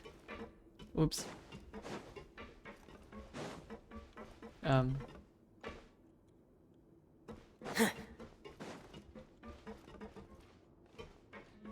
Why can't I turn it anymore?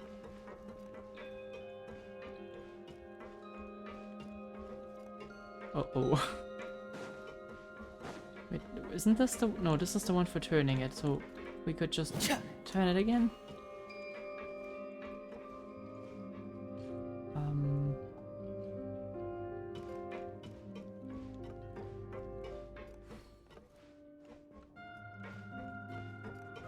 Oh. Wait, was that... No, that's where we came from, right?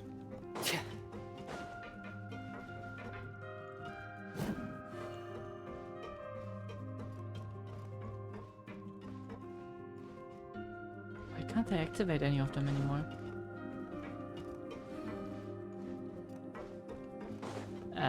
Did I soft lock myself?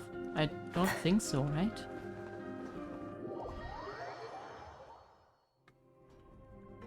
I think I did. Because they respawned me here. Okay, yeah, now I see. Wow.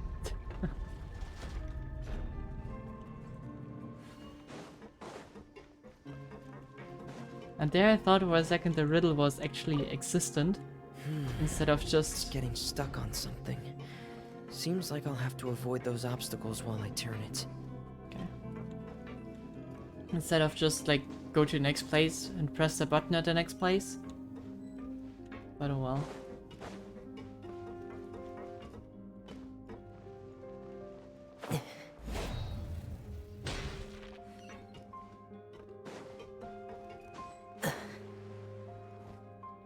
This is where the water starts. Okay. Master Child probably dived into the water. I'll go take a look as well. Okay. So the water still seems fine here.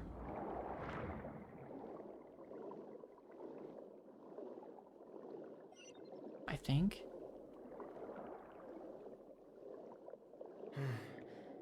The vegetation here is a bit more sparse. These traces aren't natural. A person must have left them, and recently. I should be going in the right direction. There are traces here too. I need to keep going. What traces are you talking about? Huh? The traces are gone. but I don't see where he could have gone from here. Wait, what the?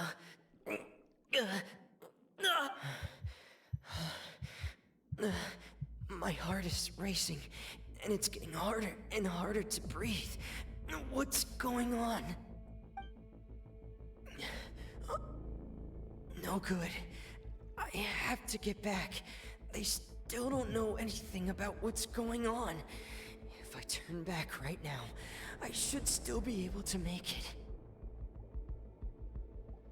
The child couldn't have disappeared. He's not from Fontaine. So he must have gone somewhere. Oh god, he's dying.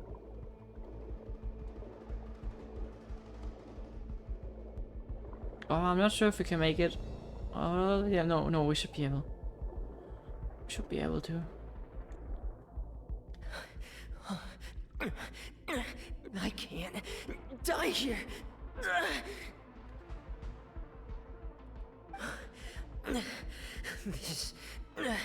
This is bad. I'm feeling worse and worse, and I'm still underwater. I have to push on. Okay, well, she came in time. Well, she didn't wait long until she got him out, right? That means he's been... Wait, wouldn't that mean that Clorinda has been taking care of him for a few days?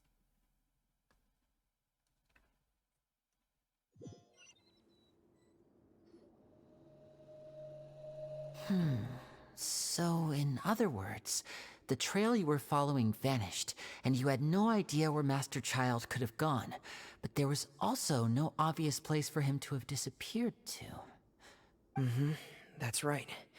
I tried my best to swim back, but I had already put some distance between myself and the fortress, and I just couldn't find the strength to keep going.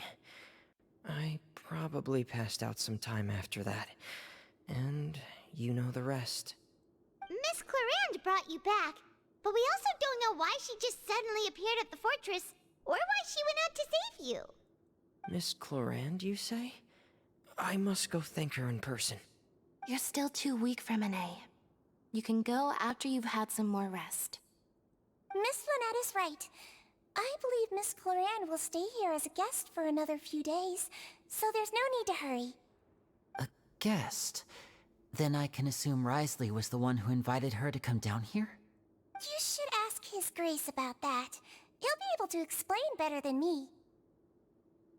Was he expect... I mean, Clorinda's a great fighter, so maybe he was hoping that she could be helping with the father.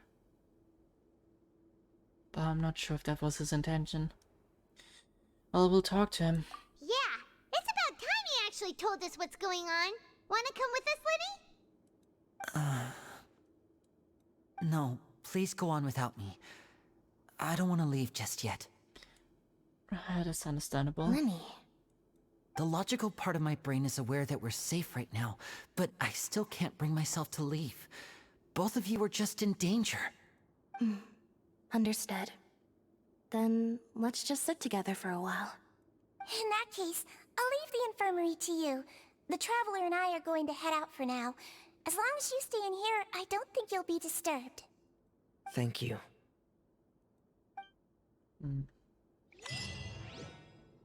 Don't check that hole here, okay? You can do that some other day. I'm so sorry, Lenny. I'm also really sorry, Lenny. I should have been more careful. Don't say that. It was all my fault. I was the one who should have been more careful.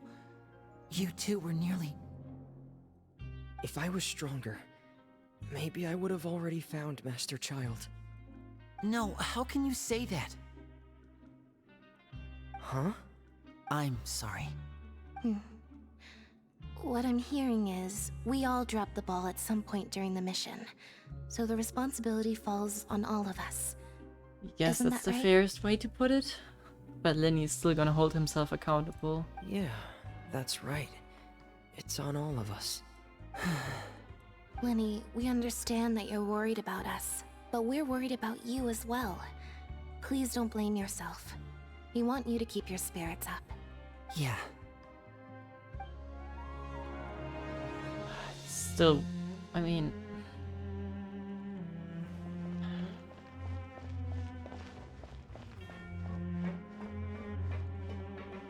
You guys be careful.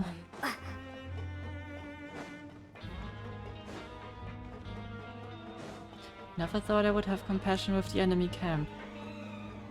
Okay.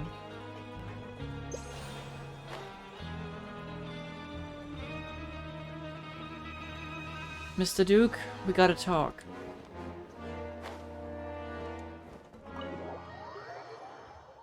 And please without any analogies or long sentences talking around the topic instead of really addressing what's going on.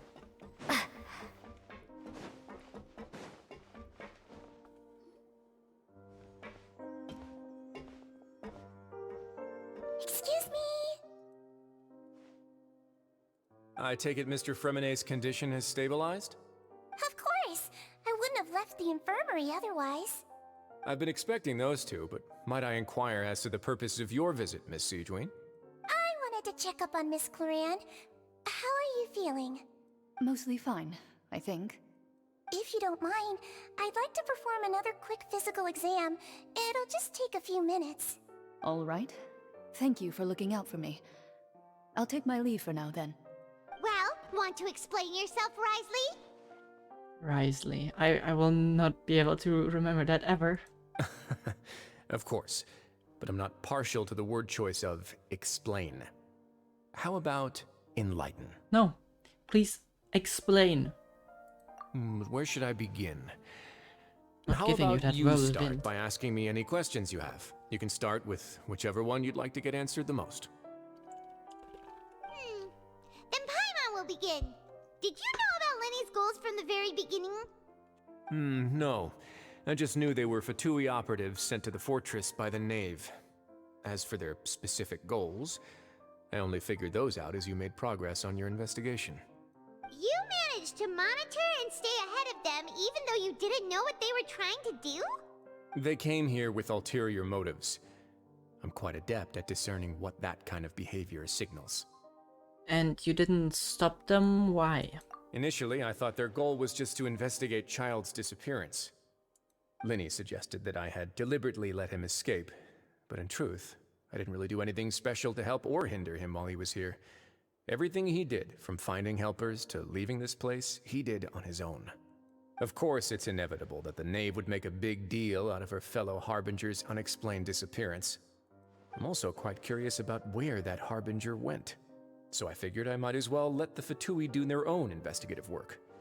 So you were hoping Lenny's group would just do your work for you? You make it sound like that's a bad thing. It is. Unfortunately, things didn't go as planned. I assume that Fremonet has told you already, the ratio of primordial seawater around the fortress of Meripede is on the rise. The Forbidden Zone has always been Linny's target, and you got roped into that investigation after running into him. I began to intervene out of concern for your safety, and also to prevent the fortress from becoming entangled in more irksome matters. But why for our safety? We don't react to primordial water, so... Are the rumors true? That you're also a former criminal? Now, why would you put it like that? Isn't staying here all day and serving as the manager of the fortress a kind of sentence unto itself? Another form of prison? I just happen to have some support from the rest of the inmates. That's all. Oh, right. Paimon wanted to ask, who invited Cloran down here? Me, of course. I paid her good mora to come down to the fortress for some field work. As a champion duelist, Miss Cloran could be considered to be an independent party.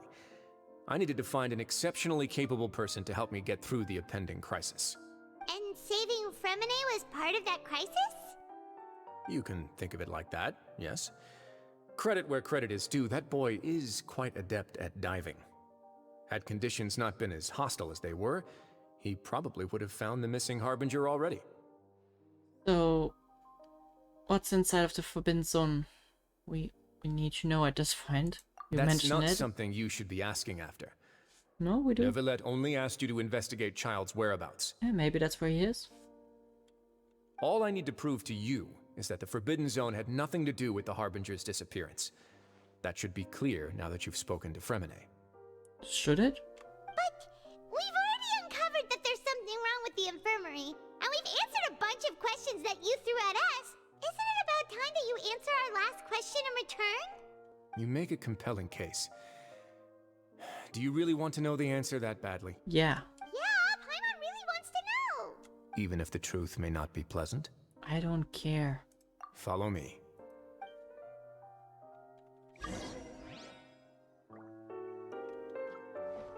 I have a super bad feeling about it. And I don't know. There's a lot of theories going through my head.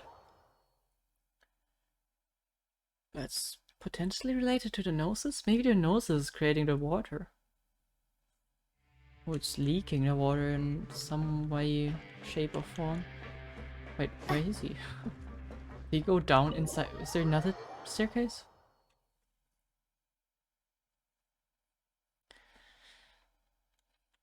Oh.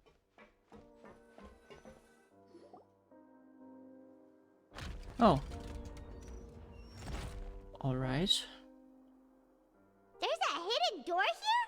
And a whole basement behind it? Huh. You're pretty good at hiding stuff, Risley.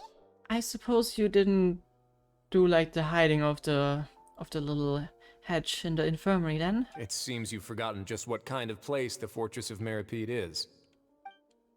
It seems like you haven't seen the hatch in the infirmary. That was quite obvious. Right, what is this? Stand on the central plate. Wait, is there a secret mechanism or... Whoa!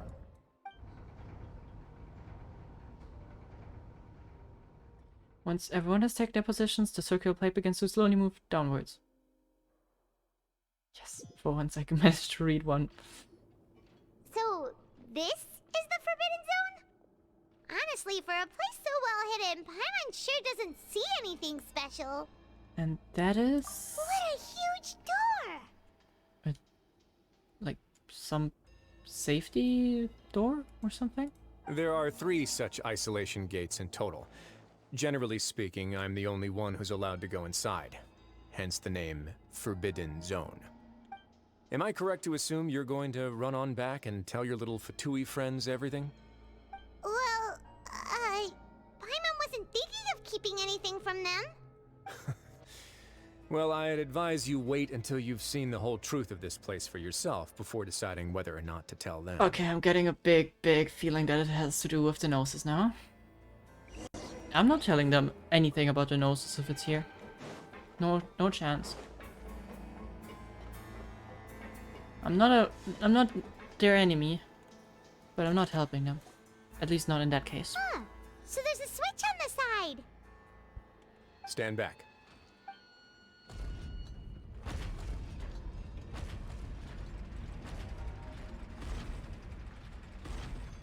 Whoa! They all just went up one by one. What's that in the middle of the room? Go on, have a look.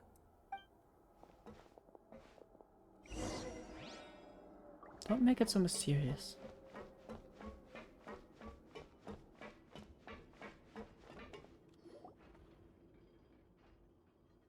This room is really empty. We have nothing in here, which is strange on its own. There's also a device smack dab in the middle of the room, which looks like some massive sluice gate? I have no idea what I've that been is. interested in what lies beyond that gate ever since I assumed leadership of the Fortress of Meripede. Of course, it would be unwise to recklessly open it, but it'd also be risky and negligent to simply ignore any potential danger that could be behind it. The readings on that dashboard have not budged since the day when I first laid eyes on this place. But over the past year, the needle has crept upwards from its original position, likely because some parameter it's been tracking has changed, if only infinitesimally. Okay, so that's holding back the primordial water then. Normally I would have ignored it, but I happened to have some free time when I noticed it, so I investigated. Any guesses what the reading could be tracking? I'd assume the pressure, huh? Very reasonable guesses. I've considered both of those as well. Unfortunately, our dashboard is tracking something less ordinary. Or the percentage of primordial seawater. The temperature should vary with weather and climate changes, so for something that rarely shifts, the water pressure is more likely. We ran a few tests to increase the pressure from the outside, but the readings didn't change at all. Later on, a few more possibilities occurred to me, such as a potential connection with the primordial sea. I began to make a few preparations based on that hypothesis. Over the past few days, the needle has moved again. With that, and the symptoms that Fremine displayed after leaving the fortress, I can now confidently conclude that the readings represent the concentration of primordial seawater in the seawater nearby. Okay. The concentration of primordial seawater? But we're already under the sea! And that is precisely the problem. We're at the bottom of the sea, and now we're surrounded by toxic seawater. Somehow, primordial seawater got mixed in, and the concentration is steadily rising. So it's leaking from somewhere, right? Yes, that's very likely. But forget about the two of us! Not even Neuvillette knows where the primordial sea could be, much less where we could find and plug a leak. Oh. Oh! Seems like you've figured it out. I believe the primordial sea lies directly beneath this sluice gate. Oh, For some okay. reason, the primordial seawater levels have risen significantly, and it's now very close to us. Oh, so it's like another layer than the sea. Okay. The indicators are now red. Although the gate still stands, some primordial seawater has already leaked out and mixed into the sea around us. So it is kind of like pressure. Pressure from the primordial sea upwards. If this continues, soon it will no longer be able to hold back the primordial sea at all. That happens, it won't take long until all of Fontaine is gone. Yeah, you know what the legends say. If this place falls, then everyone in Fontaine will be turned into puddles in the span of a night. But that's just too weird! Why would the Fortress of Meripede be built right above a sluice gate for the primordial sea? Who built this place anyway? Your expression tells me you think this might be part of a vast, complicated conspiracy. To be honest, you might find the actual answer may be exceedingly boring. It's just that the secret of the Forbidden Zone had been long forgotten by the nation before I rediscovered it with my research. There's no single founder of the Fortress of Meripede in any traditional sense. What we know about its history has been left to us by the people who used to live here. When the previous Hydro Archon Egeria ruled the land, all convicted criminals from Fontaine were exiled. The people drove the criminals away like a wolf pack chasing away the banished. Did they dissolve them? That would be really, really cruel. The criminals received no sympathy of any kind from the people. They were exiled to the desolate seaside, where they experienced only pain, struggle, and the bone-chilling cold. Okay. Some of them began to repent, and prayed to the Hydro Archon, asking if there was still anything they could do. The Hydro Archon took pity on them, and said, "You may go guard my secret, deep underneath the waves." And so, leaning on the power of the Hydro Archon, they gathered underneath the sea and began to build a fortress. They became a community down there in the deeps, and over the years helped it to grow. As the number of exiles increased, more and more people joined the community. When the first group of exiles died, they left the yet unfinished fortress to their successors. The Hydro Archon continued to lend her support, allowing the fortress and what it stood for to continue growing ever larger. Before long, this dark underwater fortress became the sinner's only home. And with that, the people here stopped referring to the fortress as a prison. They saw themselves as repenting sinners who would regain their freedom once they had sufficiently redeemed themselves. But as time went on, people also realized that the fortress was a lonely place. Once they had gotten used to life here, they could no longer feel comfortable living in the overworld. Once they had finished serving their sentences, some people left and some others chose to stay. They'd find some idle position and let their withered souls fade away with the ancient secrets of the past. After many, many centuries, few people still remember the reason for the fortress's founding. Now they just see it as an integral pillar of Fontainian society, as the place where criminals deserve to be sent. Now and again, researchers manage to break one law or another and live out their days in the fortress. I learned all this from an elderly historian. Everyone else just thought he'd made it all up. But now you know every part of that history is true. Indeed. It's just as the prophecy says. If this gate fails, then everyone will be dissolved into the sea. Yeah, but it is doomed to fail. If it, whatever it is measuring really, seems to be climbing, and that means there's more coming. At some point it will fail. So I'd say you believe in the prophecy, huh? To be frank, not really. No? But sadly, that hasn't stopped this prophecy from proving all too accurate. Prophecies are troublesome things. Just hearing one will create the first wave of panic. Seeing signs of it will bring about the second, and actually witnessing it in real time, the third. So, as a Duke, what do you plan to do? Let's go somewhere else. I want to show you something. Okay.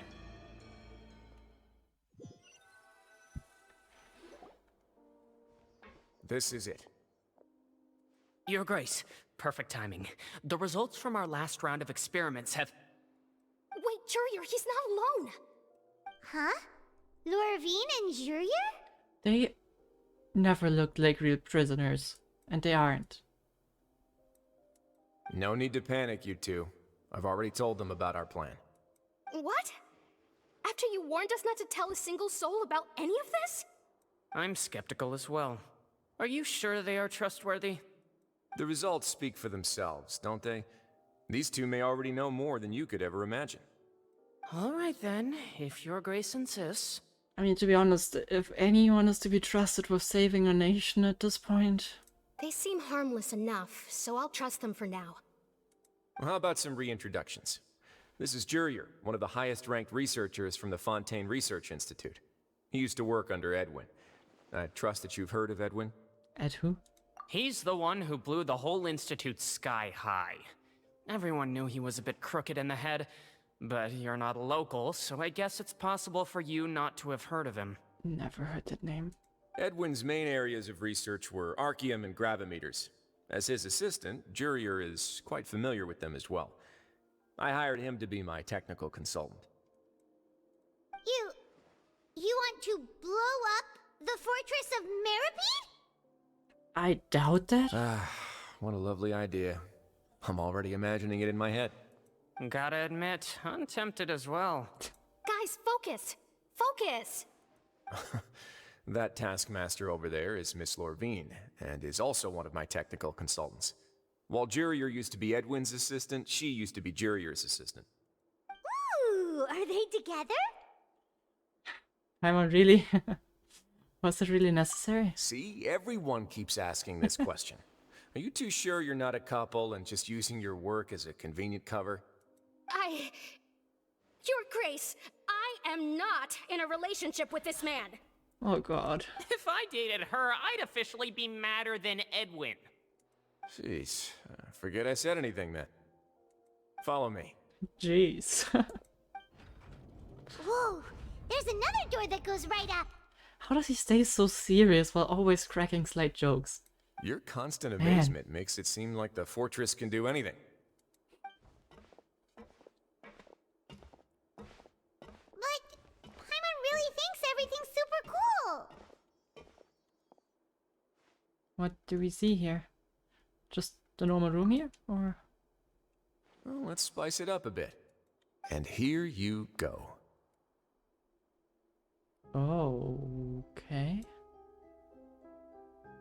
Is this a shipyard? More that looks like it. What a huge ship!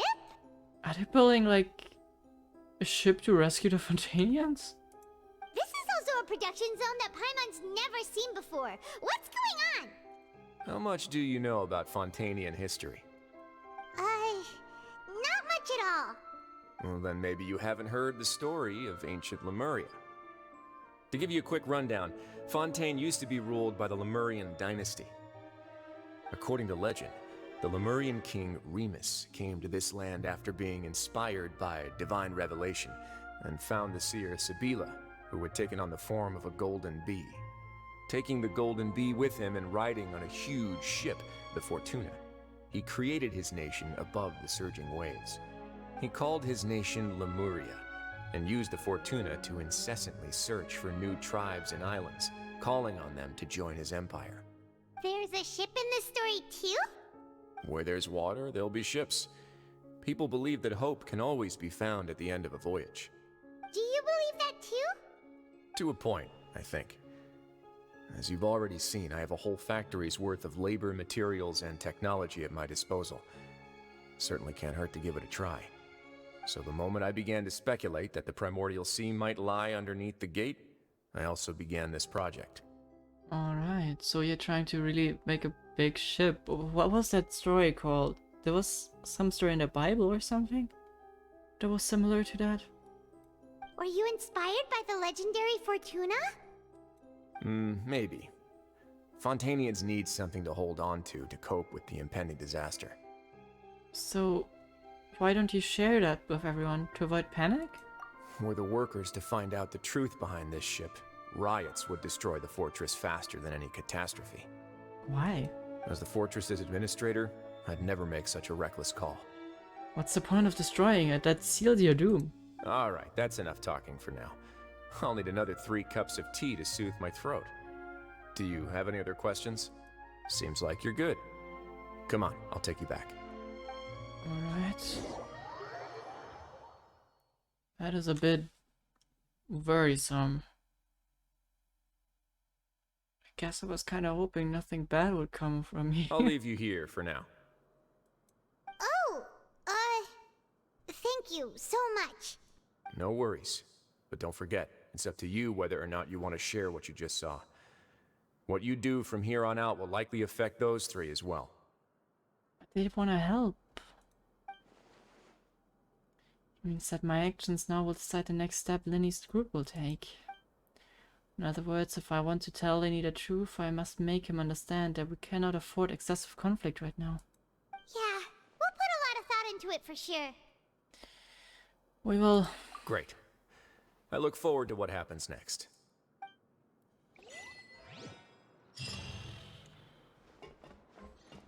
Rough. That thing is like already so close to breaking. What if he doesn't even manage to complete his ship?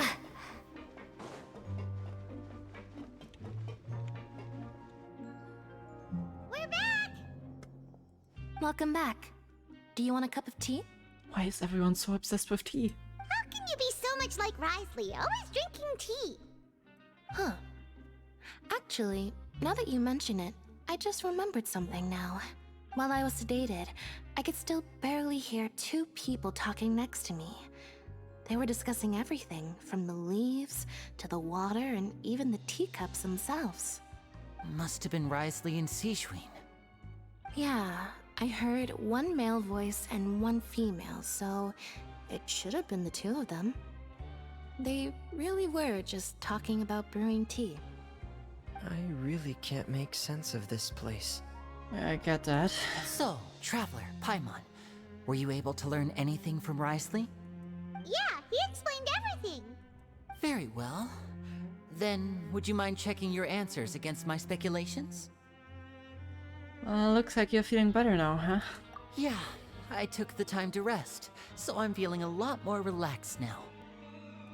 Nobody else is around, and Miss Sijwin is also busy with something or other, so let's just talk here. All right, then I'll posit my theories. I asked myself 3 questions. All right. Firstly, why was Fremine affected by the primordial seawater? It was because he dove into the sea. My theory is, the long-lost primordial sea is probably very close to the fortress of Meripede. Ooh, he's good. He got that right on the first try. That's our Linny. Secondly, Risley's attitude changed dramatically during the course of our stay here. He ignored us completely at first, then suddenly roadblocked us. Why? I spent quite a long time thinking about this. If he has been monitoring the Fatui since the very beginning, he probably ignored us at first because he was hoping we could find Master Child for him. What's more, the Fortress of Meripede is not part of Fontaine's court system, nor does it report to Udex Nervulet. Wriothesley is basically the king of a no-man's land. As long as the fortress doesn't do anything about Master Child's disappearance, Father can use it to pressure the Fontaine authorities. And while the two factions are pitted against each other, Wriothesley will be free to move between the parties of interest. If I had to guess, he probably has something that he's working on himself. It's likely related to the secret of the infirmary, but I just can't think of what it could be. Well, Lenny's grasp of the big picture is pretty amazing. You're super smart! Gotta give it to him. Thanks so much. Then finally, there's the last question. If Wriothesley does have a plan, what could it be? All I know for now is that his plan probably has something to do with the changing nature of the seawater. He's even gotten Cloran to help him out. That can't be the full extent of what he's doing. There's probably a secret passageway behind the block in the infirmary, and there's something big in the fortress that most people here never get to see.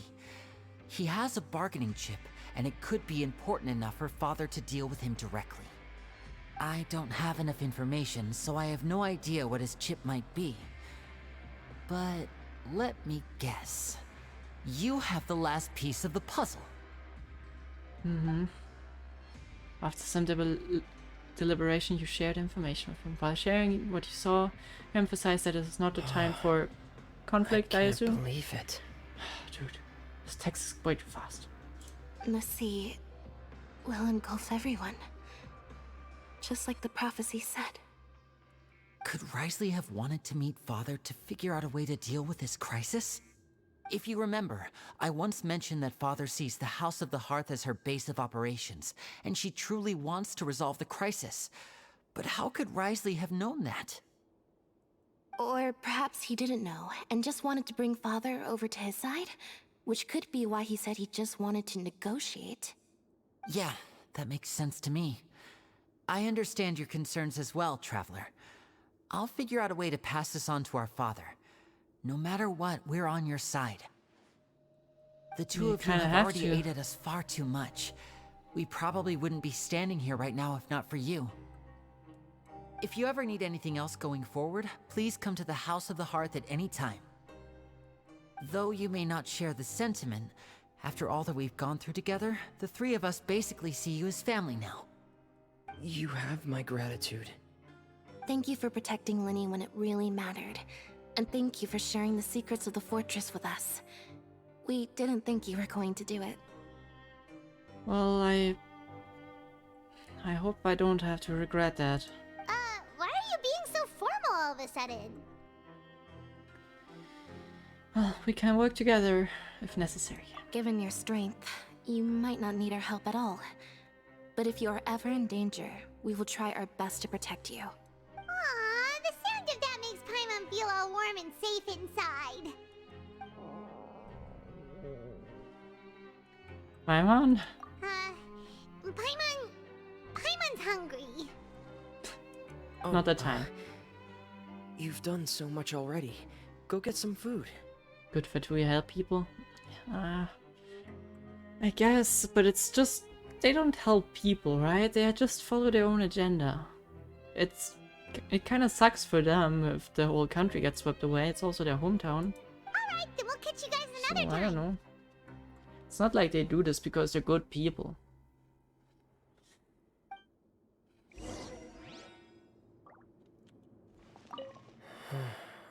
I feel like I should try to become someone more capable of helping. Right? Okay, no what? You're incredibly helpful. Lenny thinks so too. Yeah, you two are always telling me not to push myself, but aren't you just like that as well? Yeah, very much so. Right, let's get Paimon some food. Maybe Clorinda's there as well. That would maybe help. I mean, it's nice to know what they're doing here, but I still don't feel like I know how to help them.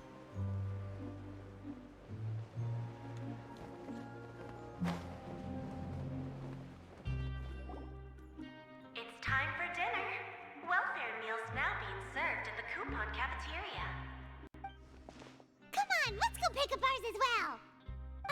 Traveler and Paimon, over here. Are you here for dinner too, Miss Sijween? And I'm taking the opportunity. Huh. You're right. She's actually sitting in the fortress cafeteria. Kinda saw it coming, huh? What would you like to eat?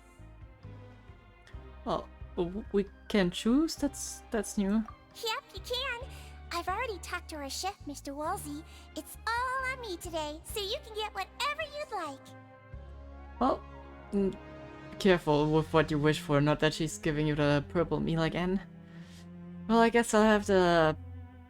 Oh, the biggest part...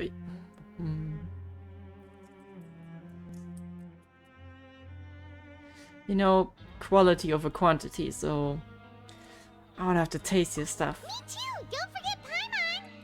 No problem. Just leave it to me. I hope she interprets that correctly.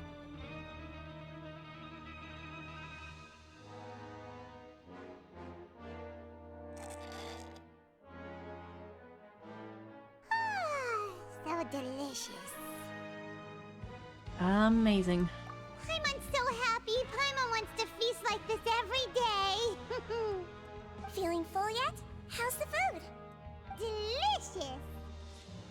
Well, it's exquisite. Besides the milk, I mean, everything was super delicious. I'm so glad to see you all so happy. Oh, see, the expression on your face just now?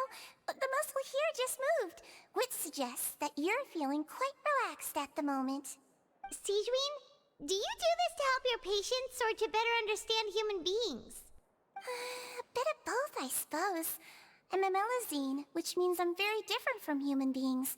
I must know what you're thinking if I want to take good care of you. You're really good at taking care of people. Even though you're so short, you still talk and act like an older sister. Yeah, she's short and acts like a nurse, but then she shoots people with a freaking sedation machine. I don't know. Really? You're reminded of an older sister? That's great to hear. Oh, and what did you mean back in Risley's office? When you said that you were protecting Linny and his siblings as well? Oh, that. I just asked His Grace to look out for those children, especially that diver boy. I was getting a bit worried after hearing that something was wrong with the water. Thankfully, Glorand is very does she strong not and know? managed to save him in the nick of time. His Grace also sealed the pipes after Glorand left, to make sure that Linny wouldn't impulsively chase after his brother. I thought Sijween would probably be one of the, like, more informed people. Roxy, you need to stop gifting so many subs. Thank you very much, though. Thank you. Quacktasche and Sim52. Got a sub. Thank you very much.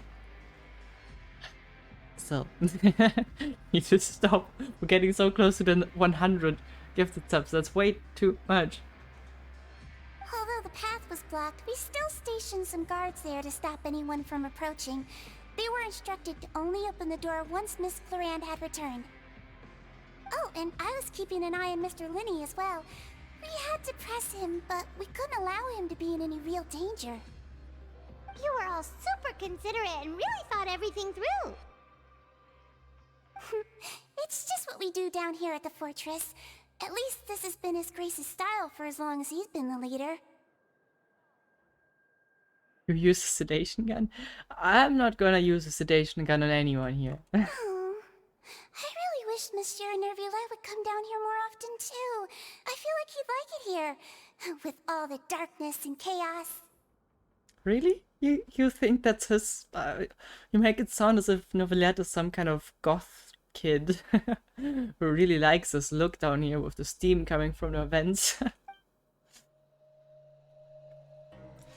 That doesn't make sense at all. It's hard to imagine Novelette outside of his office. Yeah. Yeah, outside of office or court, it's hard to imagine. Nonetheless, inside of, like, this weird prison. Get a good night's rest, you two. You both worked very hard. I guess. At least we didn't get sedated, so that's kinda good. Clorand, you're not escaping my sights.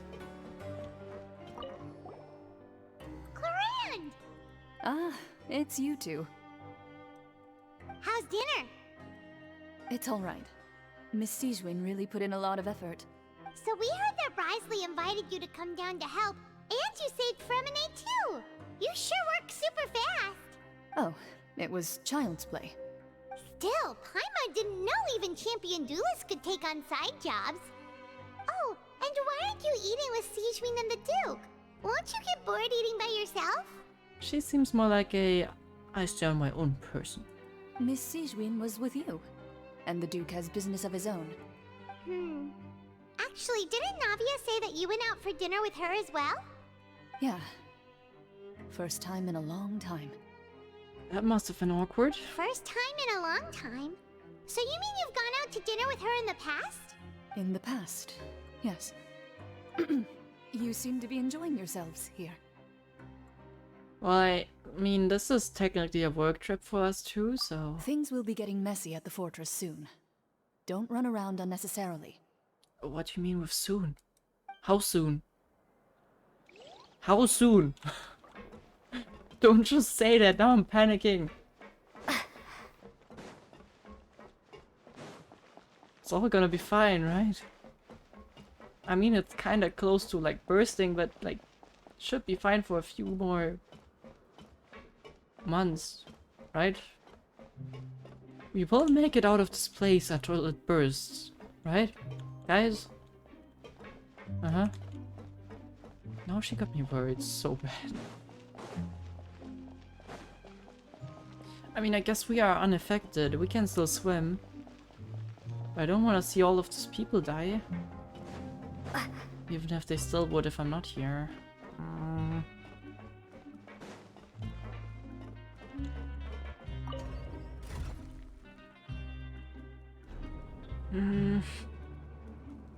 I guess in the end it doesn't change things.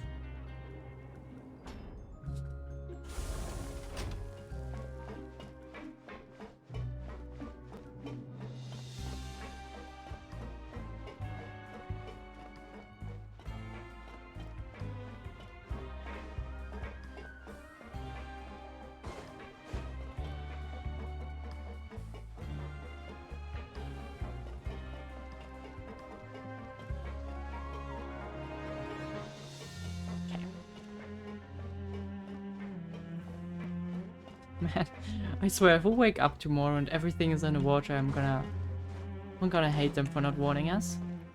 I suppose they don't know either, but... So much has happened. Paimon just feels absolutely exhausted now that she's finally relaxed. Are you relaxed, though? Paimon's super sleepy. Are you sleepy too? I'm also getting there.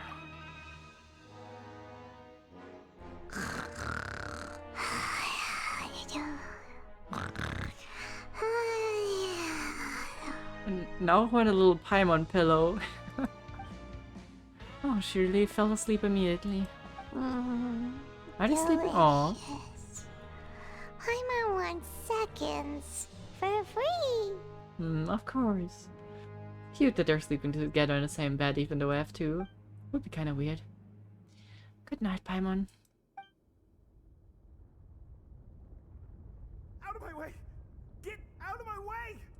What happened? Why is everyone running? Oh God, please, please no. I was joking. No idea, but something must have happened. Stop asking! Who's yelling? Paimon still wants to sleep. It's rumbling in the background. Paimon, wake up. We need to go and see what's going on. This could be real bad. Was there always this much water dropping? Am I just... Everything seems normal. What happened? Why is everyone running around? Hey, what are you doing? Okay, this is worse than I expected. No time to explain, mate. Goodbye. Hey, wait! What's wrong with these people? They won't even talk to us. They're here! Yeah, there you are. Oh, thank goodness. Okay, at least someone. Quisto and Laveroon, do you know what happened here? We came here especially to inform you. Something seems to have gone terribly wrong just now. His Grace is telling everyone to evacuate and get out of here. Lafaroon was saying you two are new here and you don't have many friends, so you might slip through the cracks. Haven't you heard all the stories like that? An evacuation is successfully completed, yet you only find out once you do a head count that 1 or 2 people are missing. Wait, weren't you the one who brought that up? Why is it suddenly my idea? Hey, shut up! Okay, whatever. The point is, you should come with us. Well, you said His Grace said to evacuate outwards? Yeah, he said to get as far away as possible, upwards and outwards. Then that means whatever happened must have been down below. Oh no. It's a gate at the very bottom. Oh no, it can't be that thing! Whoa, wait, what? What? Hey, where are you going? See you later. You two just go and get out! Go on without us! Get out. Hey! Be careful! Oh shit, this is getting... Attention! Please evacuate upwards and outwards, upwards and outwards. Down if what you're we go. already at the topmost layer, then try to move as far outwards as possible.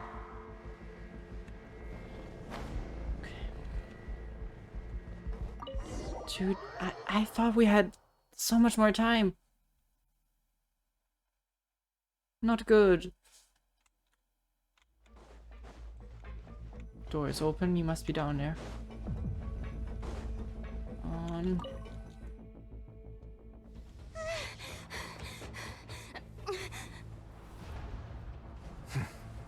They're here. Just like I said. What happened?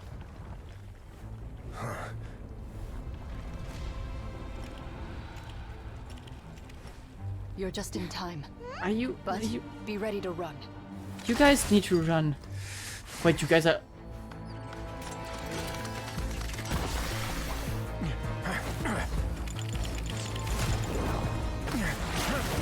We are not in danger, you guys are.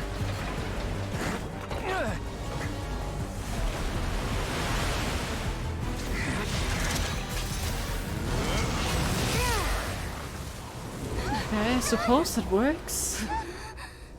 For a while.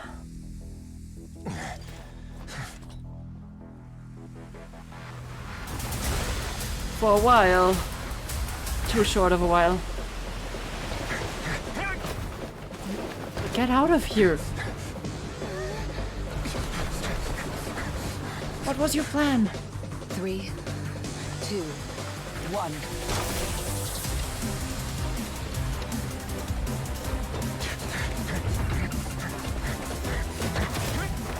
That's not gonna stop it for long, is it? Oh my god, that was so close.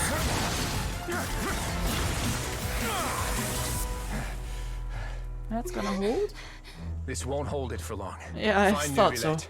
Tell him the defenses are about to collapse. Then what will happen to you? Until he arrives, we're the last line of defense.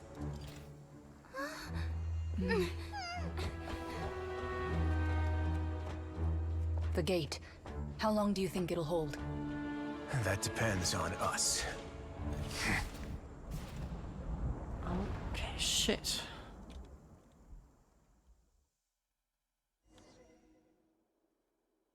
Okay, what is Neuvillette gonna do?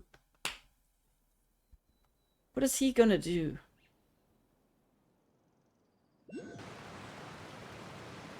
If he knew how to stop it, he would have... Why are you here?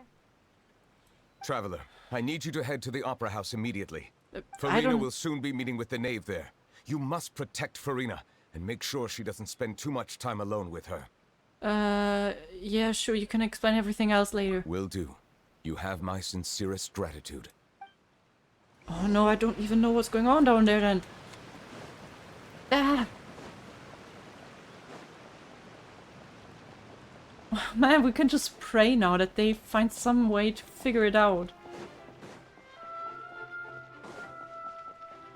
And that situation up here doesn't seem that much better. Everything is so chill. Meanwhile, a storm is brewing underneath. Look! There are a ton of Fatilian Palais Mermonia people over there! The knave is probably here already. We need to hurry! Are you two the Traveler in Paimon? Monsieur Nervalet has left instructions. Please follow me. Thank you. Though I'm sure he's already explained, this should be a mostly cordial conversation, unlikely to give rise to violence. But it would be most appreciated if you could protect Lady Farina to the best of your abilities. I think she needs more than just physical help, probably. But, oh man. We can't just have a nice chat right now while the world is potentially breaking up beneath us. I guess we're pretty far away, but... okay.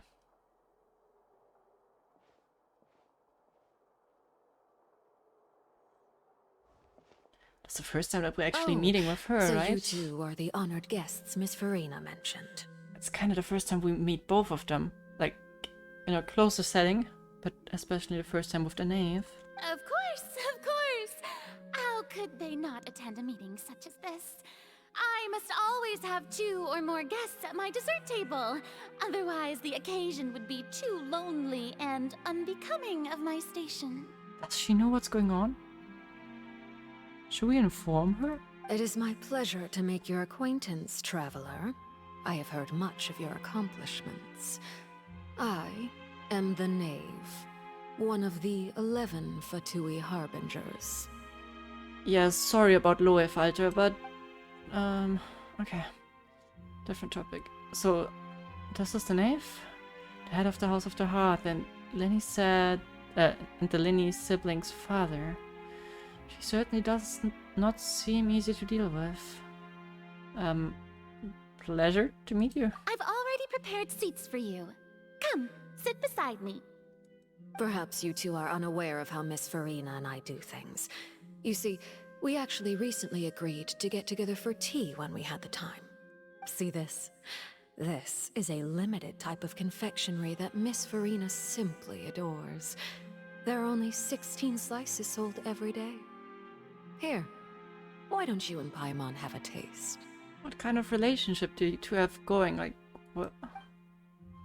She seems friendly enough, but that can't be all that is to her. Knave is a force to be reckoned with. Should be very cautious. Traveler, what do you think of this cake? It's pretty good. I think Paimon agrees. That's good to hear. So what Child said was on the mark after all. You do share a taste in desserts with Farina and I. I'm not too sure if really you solve problems while they drink. Especially not tea. Shouldn't Farina be helping Novelette? Shouldn't all of you be helping right now? Wait, Child should have no reason to have said anything like that. I wonder how That's he's true. doing nowadays. You must have heard, right? He's suddenly gone missing. I'm really worried about his safety, you know. Here's to hoping that he's an excellent swimmer. I have faith in his abilities. Since we're talking about him, I feel like I should add something. His martial prowess really looked certainly pretty impressive, yeah. Farina looks so nervous.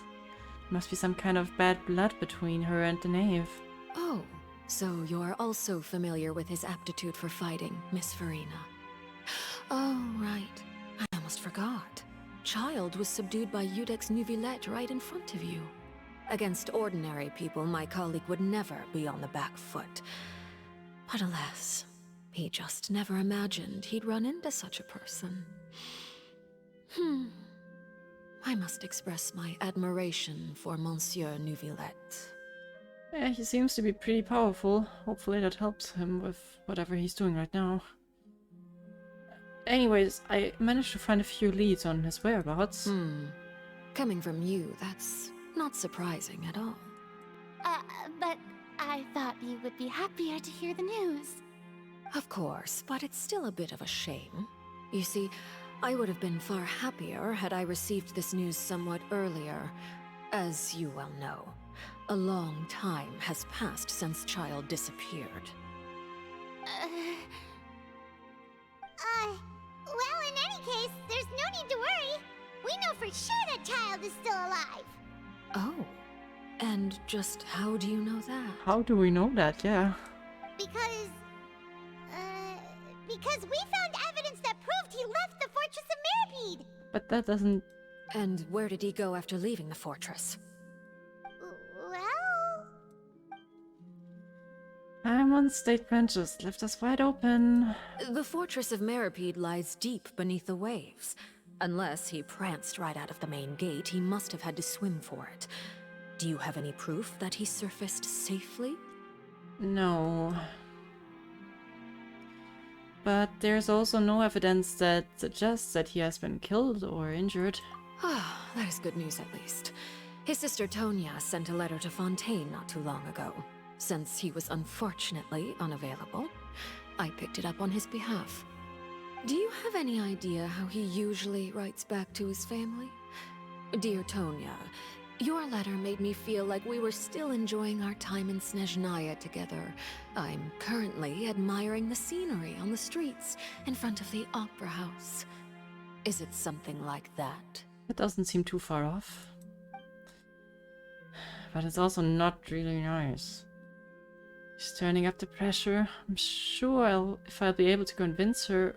I'm not sure if I'll be able to convince her, but I can try to at least distract her from Farina. I guess that sounds good to me. All letters tend to follow the same few formats anyway, right? As long as the contents are accurate, it doesn't matter so much how it's written or how it's worded. Hold on. The water in the teacup is shaking. I suppose this is also a sign of things to come, Miss Farina. Huh? I don't quite understand what you're trying to say. Have we entered into the next stage of the prophecy? Unfortunately. Come on, please tell me you can do something. My thanks to you both. I will take it from here.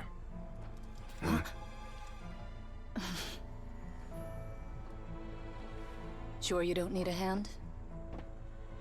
Quite sure. Are you sure? Wow. So, what's your secret, huh? Let me guess. Nah, who knows?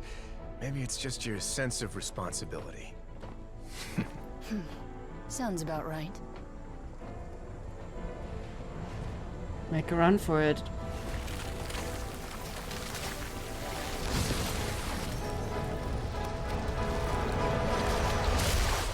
You sure you know what to do?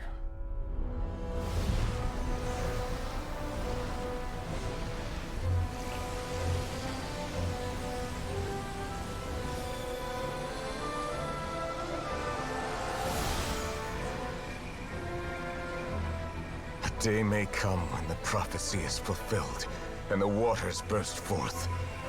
But it is not this day. This ancient power could easily obliterate an entire race. A tsunami of fury would unleash endless catastrophe. If you could do that all the time, then... Why just now?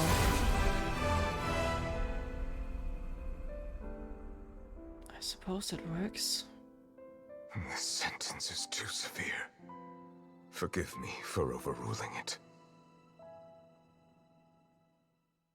Oh. Is that kind of related to the judgments, in a way? He usually agrees with the sentence, but with this one not. Wonder if it's just a metaphor to his job, or if he's Seems literally like the problem speaking. inside has been suppressed. Let me guess, we're safe for now. Indeed. But only for now. I win this bet. You owe me a present. I've been betting on that. Very well. It was indeed just as you said. You made a bet? We made a bet on the size of your entourage. Cloran thought you wouldn't come down by yourself. I figured you would have at least brought a few people along for appearance's sake. It appears I underestimated just how confidential the mission was. Shouldn't you have gotten used to confidential missions by now? That's just how the courts operate. So what gift must the loser give? Tea? He already has tons of tea in his office. I'm thinking about a set of legal codices. That wouldn't happen to be a dig at my lack of legal awareness, would it? Why are you guys able to make jokes right now? Well, I'm sure His Grace doesn't consider the fortress to be outside the law. I was under the impression the residents of a place like this would be uninterested in the legal codices. That was obviously a joke. Anyway, you've still got some unfinished business to attend to in the overworld, correct? No need to stay here if you have a pressing matter. We all know you can't leave Palais Marmonia for long. Thank you. I hope everything went smoothly with the Fatui Harbinger.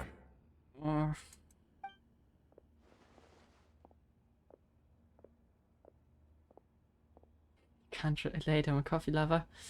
I can't relate with any kind of drinking, whether it be water, tea, coffee, or alcohol. I must say, we've spent long enough playing house. Miss Farina, as the Hydro Archon, I am sure you understand the exact meaning of the phenomenon we just witnessed. Or should I say, that's what I originally thought. But looking at your expression, was I wrong? And you haven't a clue? What are you trying to say? At this point, I don't think there's any more need to speak as diplomatic representatives. Allow me to speak to you now as just a Fontanian. You know the prophecy by heart, and also that every part of it is being proven true. Yet, here you are, relaxing, drinking tea, and eating desserts as if it's all nothing more than a few stray bugs in your garden. Do you really think that's acceptable? Yeah. The prophecy's hanging above our necks like a guillotine. Every faction is looking for a way to either avert the disaster or save their own. Even the orphans of the House of the Hearth have devoted everything to saving their homeland. She's not wrong. But you? It beggars belief just how nonchalant and carefree you have been. From the very beginning, you, the god Focalor, you have utterly failed to take action. At least that's how it seems. I'm not sure if she just said, hey, Novelette, I don't know what to do. Just do it for me. But yeah, it seems like it. You're wrong. I've never ignored the prophecy, nor have I just been passing the time in self-indulgence. Retract your accusation and stop doubting the wisdom of the gods with such absurd conjectures. I am not alone in my doubts, you know. All the children of Fontaine may be harboring the exact same thoughts right now. Oh, great Hydro Archon. How are you going to save them? Save us? How are the people you've sworn to protect supposed to survive in a land that will soon disappear beneath the waves? I have my ways, and I've been working on them for all this time. Even if you look down upon me, you have no right to judge me. Fontaine will be saved. Even if I still cannot see the true future right now, as long as I continue on as I am, I will be able to hold my head up high. Okay. It's the first time she spoke up for herself. Rina's not acting like her usual self. She's actually more seriously refuting the knave's accusations. She means what she says. She's not putting up a front. Then I ask you, Miss Farina, just what have you been working on? Where can we see it, and what is it doing to help?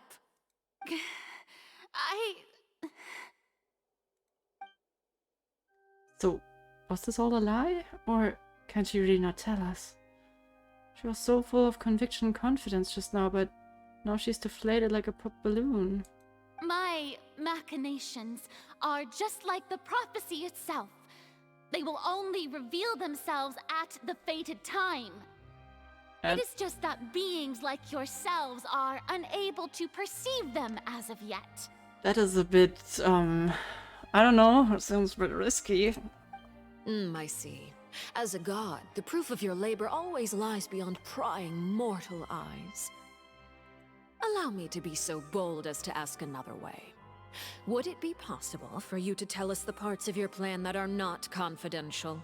Such as your emergency response plan for the impending disaster? An emergency response plan? You don't seem to have it planned through, do you? Oh, that look in your eyes. Have you not even prepared one of those? The emergency response plan is also strictly confidential. Yeah, sorry, Farina, I don't even believe you anymore. Then allow me to jog your memory. Miss Farina, what is the purpose of your Oratrice Mécanique d'Analyse Cardinal?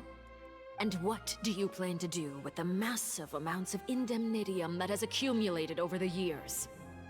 The Oratrice? It's just like it appears to be. So you also have no idea. If I'm not mistaken, someone's using it to prepare for something. But unfortunately, it would seem that someone is not you, Miss Farina. Yeah, I was about to point that out. I think she knows that people are working on something, but that's it. That's it. She doesn't know anything. I don't... As convinced as she sounded a second ago, I don't think she's actively doing anything. I first caught wind of this when Linny tried to investigate the Oratrice in the Opera House. You see, even just getting close to the core contaminated him with an extremely large amount of indemnitium. But even if that had nothing to do with you, then what could you possibly be working on, oh great Hydro Archon? Oh, right. I almost forgot. Udex Neuvillette is not at the tea party with us today. Miss Farina, I suppose you must have ordered him away to take care of some troublesome business. She kinda has her figured out. Yeah, yes, that's exactly right. Please keep it a secret for me. Of course I will. Although, I must say, Miss Farina, you seem quite insecure without the Udex by your side. Oh, very well. Let's stop that conversation here. There are still a few slices of cake left, so please, help yourselves, everyone. I don't want her anymore. These aren't topics I can speak about. I don't even know what Neuvillette's task was. If I had to guess, he probably went to deal with the surging primordial sea, but can he really deal with all of that by himself? And is Farina truthful or not? I don't know. Traveler, I heard that you were recently commissioned to handle a few matters on behalf of the Udex. Why don't you take an extra slice of cake? Those who work hard deserve gratitude and praise. Yeah, that was a jab at Farina again. You too, Paimon. And even Paimon is more useful than Farina. Ouch. Thank you. Paimon will take you up on that offer. Nave proceeds to change the topic and brings up a number of less significant matters. Oh, Paimon's super full. That cake was great. If it's on my tea table, it must be of the highest quality. Yes, and we must thank the knave for bringing these over as well. You're welcome. I'm sure the cake also felt greatly honored to be featured at Miss Farina's table. And I was merely catering to Miss Farina's tastes, seeking a chance to chat over tea. She goes through weird stages of, like, complimenting Farina, completely putting her in her place, and Farina's just clueless. I feel like, I don't know, maybe she's just too terrified to do anything. Also, hey Regulator, thank you for the follow. Oh my god. Well, I kinda expected some behavior like that from a knave, but Farina, you kinda make yourself look very pathetic right now. It is getting late. Why don't we call it a day? There are still a few matters that I need to take care of, so I must take my leave now. At least she's not hostile to us. Very well. We'll end it here. Mind seeing me off, traveler? We could use the opportunity to discuss Child before I must be on my way. Okay, I hope I didn't speak too soon. Paimon's coming too! I really hope I didn't speak too soon.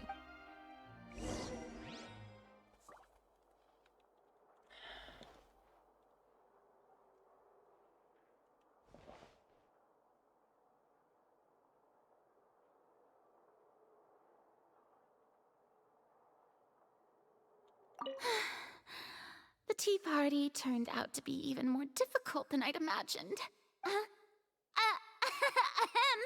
Why are you looking at me like that? Is something the matter? If there's nothing urgent, then I shall be retiring for now.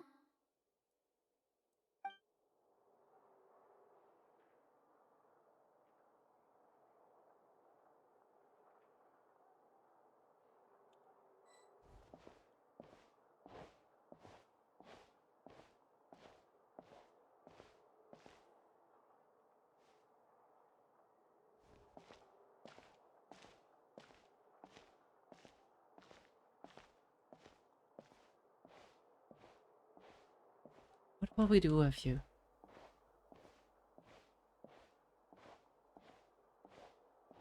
What will we do with you? I'm kind of afraid of going out there right now, so that's kind of part of why I'm walking so slowly. I have a bad feeling. I don't really want to have a one-on-one conversation with the knave.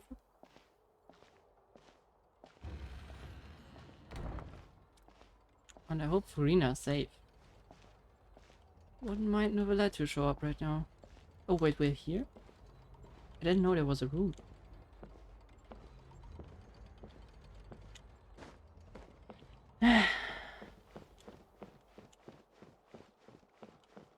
What are you doing? What is your real purpose, huh?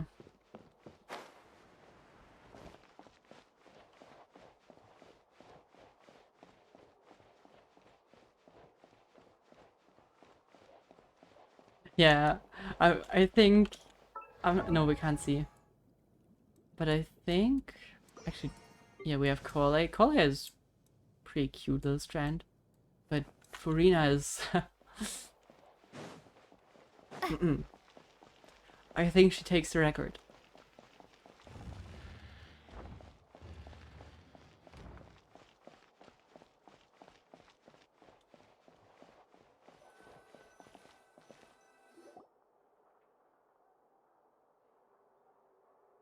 I'm glad that you were willing to come with me. Of course, Child was just an excuse. I have no interest in your dealings with him. Yeah, I suppose so. That's what Paimon thought. So, what do you want to say? I'd prefer not to battle right now. You lent your aid to the children of the House of the Hearth. As their father, I would like to express my gratitude. No need. Was there anything else? That was all. Formal topics should be discussed in formal settings, and informal topics in informal settings. I know you just returned from the fortress of Meripede. Relax. I have no intention of trying to get anything out of you. Linny, Lynette, and Fremine are still there, and I trust their judgment and abilities. Shouldn't they have also left? They've all been working very hard and have always done all they can to fight back against anyone who tried to stop them. Especially Linny. You mean Wriothesley. He's a tricky one to deal with. It's unfortunate that Linny's so eager to prove himself that he can't learn to rely on others, including me. By the way, and you can just consider this a bit of idle gossip, but what's your impression of Furina?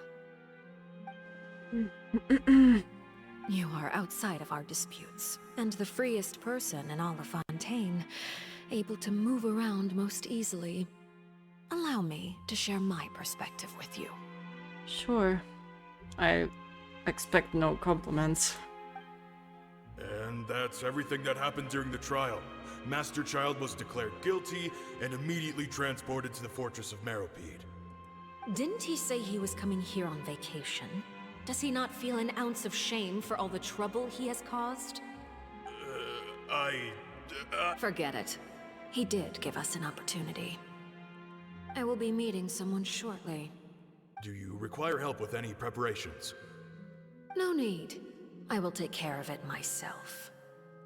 I need to meet with Farina, the Hydro Archon.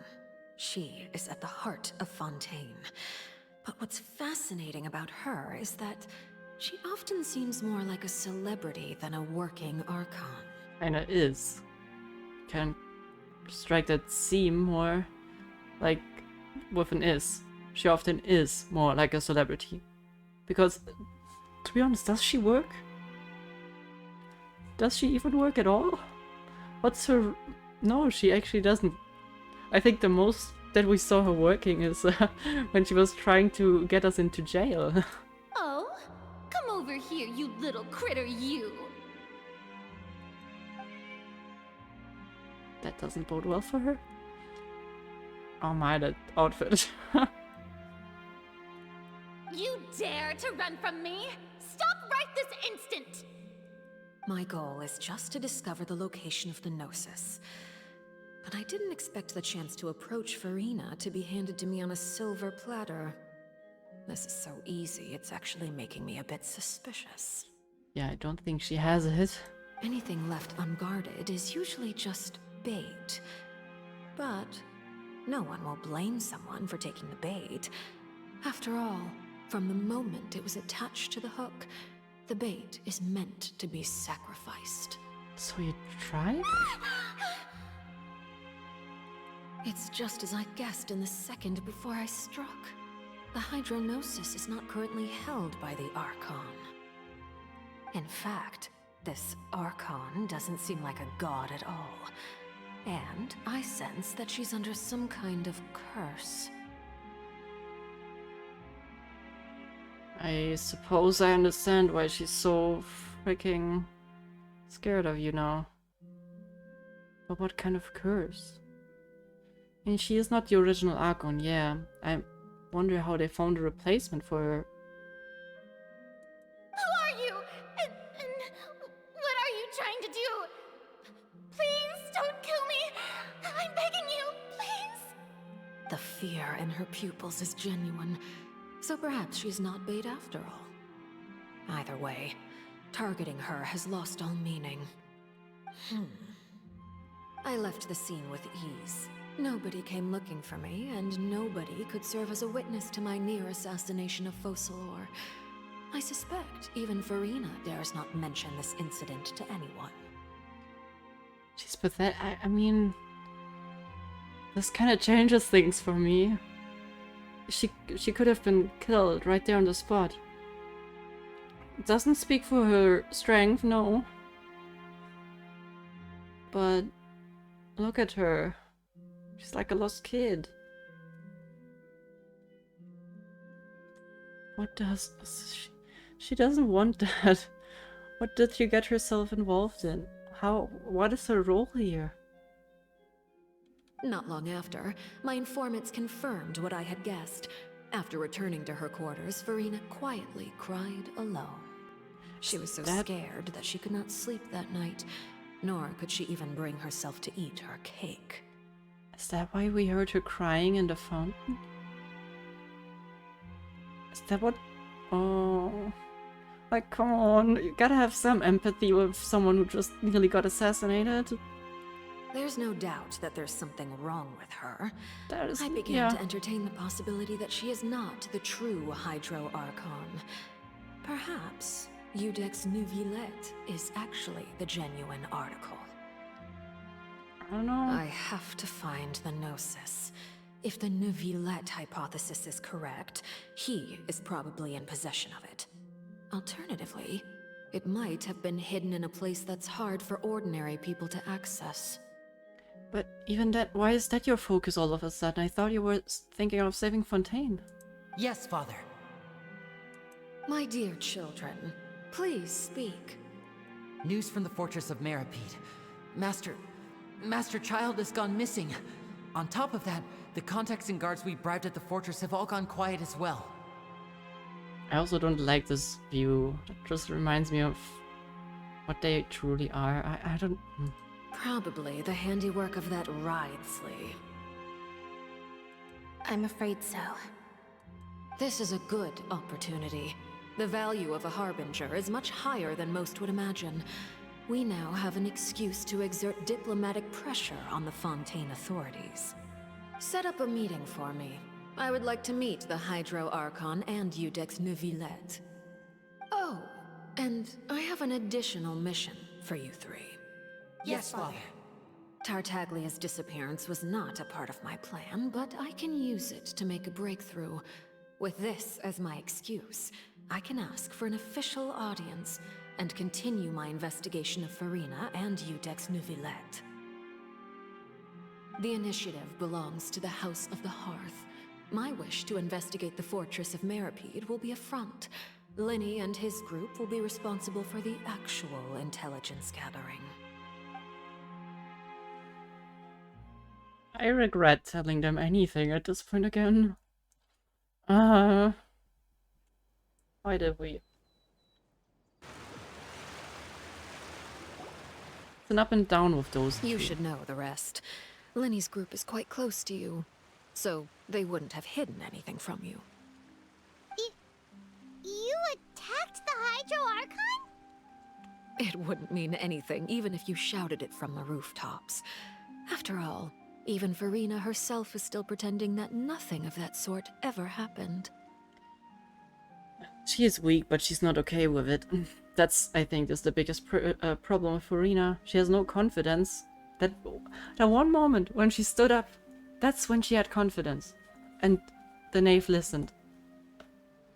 But otherwise she just doesn't have any sort of confidence, no matter what. Alright then. I've now had 2 chances to enjoy tea with Farina. I have to say, the leadership of Fontaine is even more inscrutable than I had imagined. I once surmised that Iudex Neuvillette must be the Hydro Archon, but now, that doesn't seem right to me either. How did you come to that conclusion? Because he's not on the banner for the 3rd version? I am a servant of Her Majesty the Tsaritsa. Over my years of service, I've learned how a real Archon conducts and carries themselves. Whether Iudex Neuvillette or Farina, neither fits the bill. It's hard to imagine either of them as the Archon. Think so? Then who? Of course, that is all just how I feel. Gut feelings often do not require justification. Also, no. Just because your pristine Archon is different from them doesn't mean that they are not an Archon. I mean, look at Venti. Or, I mean, freaking look at Nahida. She's basically just a little kid.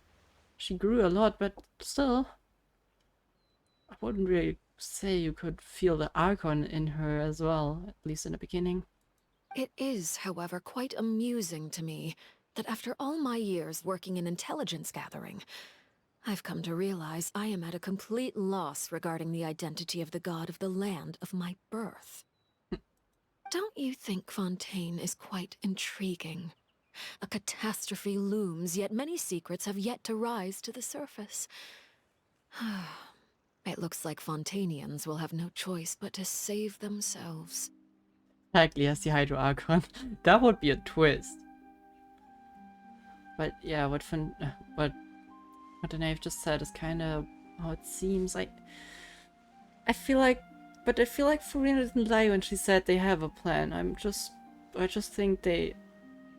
think Farina has no idea what the plan is. Ultimately, though, one must survive in order to do anything else. Should the need arise, I would be happy to cooperate with you. Would I? I'm not sure if I would want to. You don't need to commit to anything right now, of course.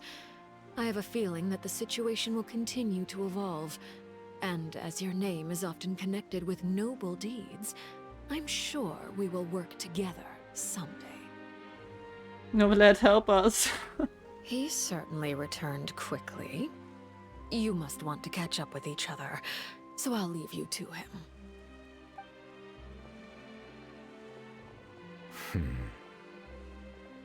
I'm sorry, Novelette, but tell me. Novelette, is it over? For now, yes. But this issue will prove quite thorny in the long term. I'm concerned that sooner or later the prophesized events will occur. Please don't use the word sooner again. Sooner turned out to be in a few hours. Couldn't you have given me a warning? Thank you for protecting Farina.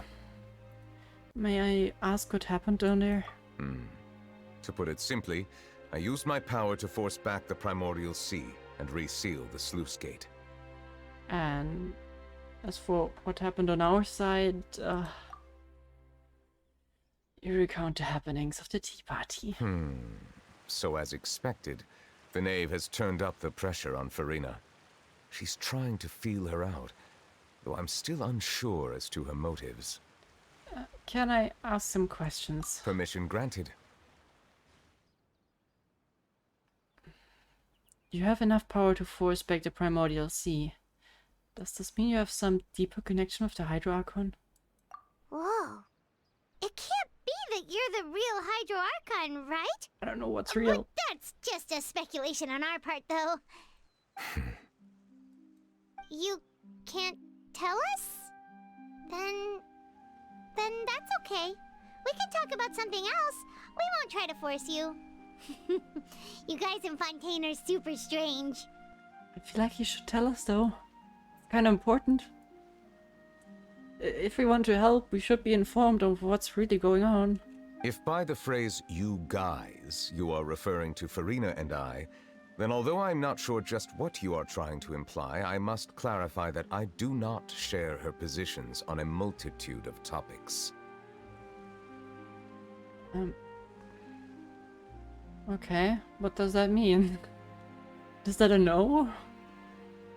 But you managed to protect those in need that we defended down there? I believe so.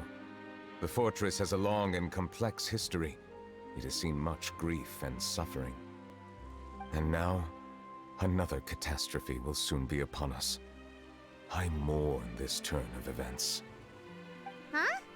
Why is it raining all of a sudden? Well, seems like Novelette is not too sure about whatever he's doing as well. Ah! The sky suddenly filled with dark clouds. The rain became heavier. Light rain soon growing to downpour. Just moments before, Novelette has mentioned his sense of grief. Thinking of the legend that Fremine said, it said that the dragon of water resided in Fontaine. Every time he weeps, the skies will cloud up and pour out rain. Yeah, well, sorry, Lumine, but we're not too surprised. You may be closer to the truth than you think. But why hide it? Oh? Don't we deserve answers? He's the dragon sovereign of the water. Oh, he's the dragon sovereign of water. That would make sense, but... The dragon of... just like, you know, the other dragons that we met? Huh? Or otters. Please do not be so surprised. Answers, please. Farina?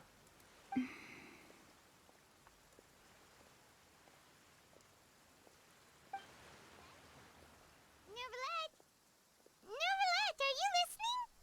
Ah, my apologies. We were just guessing randomly. We didn't guess right, did we?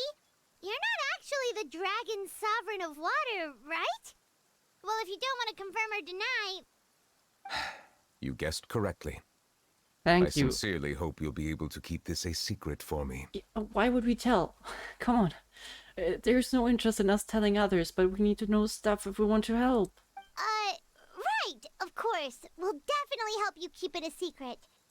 There's still something Paimon wants to ask you, though. Please, go ahead. Well, if you are the dragon sovereign of water, and you were able to force back the primordial sea from the fortress, Then since Fontaine's prophecy is all about seawater, couldn't you just use your power to solve the crisis? None of the currently living dragon sovereigns in the world, myself included, possess our full dragonhood. But if you did, could you? They say that when the first usurper arrived on Tivat, they seized a part of the dragon's power. Today, that stolen power is the basis of the Archon's authorities. Oh, okay. So if you would be granted it, wait, that means you have more power. It's just a, like, how big is that part? There are 7 elemental archons and 7 matching dragon sovereigns. So the dragons were there before the Archons then? The dragon sovereign of water who lived through that era perished a long time ago. As their successor, I know far less of that part of our ancient history. Okay, so there's generation of them. Okay, then it doesn't quite work, but... In any case, I believe I will not be able to do much unless the Archon disappears and returns their elemental authority to me. Oh. And, to be honest, Furina would do that, right? I don't think she would be against that. Given the status quo, however, I would recommend finding another way to deal with the prophecy. Oh, so even you can't solve it. I still have some urgent matters to attend to at my office. If you have any more questions regarding ancient history, you are welcome to discuss them with me at a later time. Please go right ahead. There's a place that Paimon wants to go too. Traveler, why don't we pay another visit to the Fortress of Meripede? Paimon is a little worried. You want to go back to the door? Well, sure. We'll see you another time. Yes, Take here, care. monsieur. Oh my. Where did Furina go sneaking off to?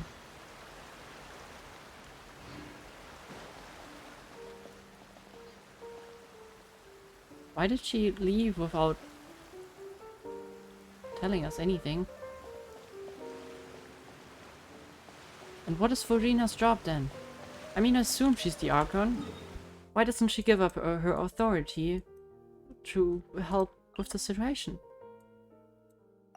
They're still withholding so much information. Why can't they be clear with us?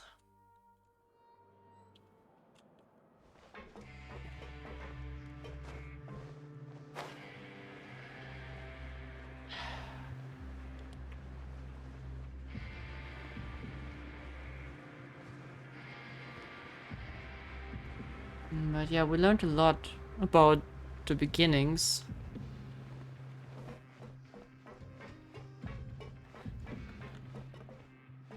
Shall know in the next act. Or never, who knows actually at this point. Oh, you guys are back in here? Oh, sorry, wrong button. You guys are back? Quisto! Macaroon! You guys didn't get caught and thrown back down here, right? Huh? No, not at all. And here I thought you'd managed to escape from jail during all the commotion. I'd held you up as legendary jailbreakers, but now you're telling me you just never left? We kinda did. We're sorry, but we just had some business to take care of. Yeah, casual bank robbery and stuff. All right. There's no need to get caught up in the details. We're just relieved to see you. He was super worried about you, you know. Hey, it wasn't just me. Weren't you super worried as well? Something like that, yeah. I was also transferred to work in the kitchen a few days ago. I can still hear Quisto mumbling to the carrots. Are those two all right? Do you think they made it out alive? Okay, I'm glad you're taking this with a bit of humor, but... aren't you scared to be back in here? Whenever he'd say that, I'd tell him I'm sure they're fine. Wherever they are, they're kicking back with drinks in hand, enjoying the lovely scenery. Hey, there's nothing wrong with worrying about your prison pals. Is there? I mean, considering how they always love listening to all my gossip. Yeah, fair enough. These two. They sure are a lot warmer and friendlier than when Paimon first met them. Well, I'm sure the welfare meals must have just skyrocketed in quality recently then. Oh, well, if you say so. I'll be watching you to make sure you finish every last bite. We'll try if we get a good box. Oh, I think we can go to Mr. Unpronounceable Name. I will never learn his name. And I also kind of want to go down there and check. If he's not down there, I will... Oh, I hope the door is open though. Might be closed. Nah, it's open.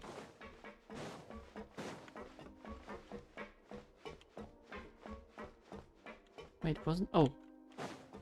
Okay, but we can't go there.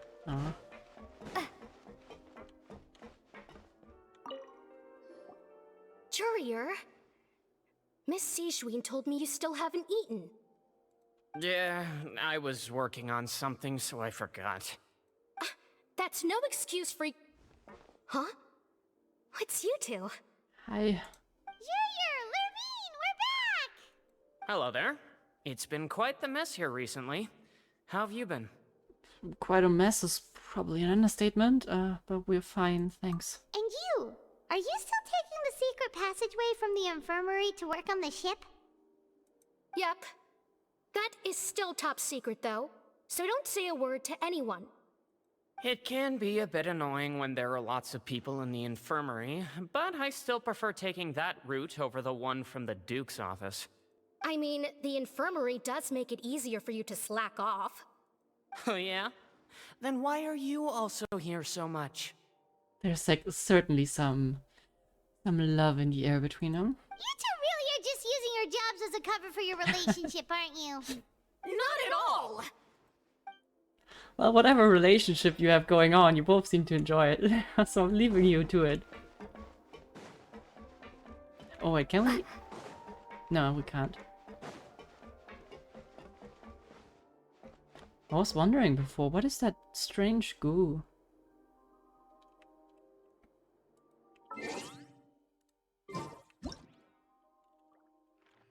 That is a freaking impressive ship. Fitting. Like, what is that stuff? I have a feeling that we've seen it before, but I don't think so. Certainly doesn't look like good stuff.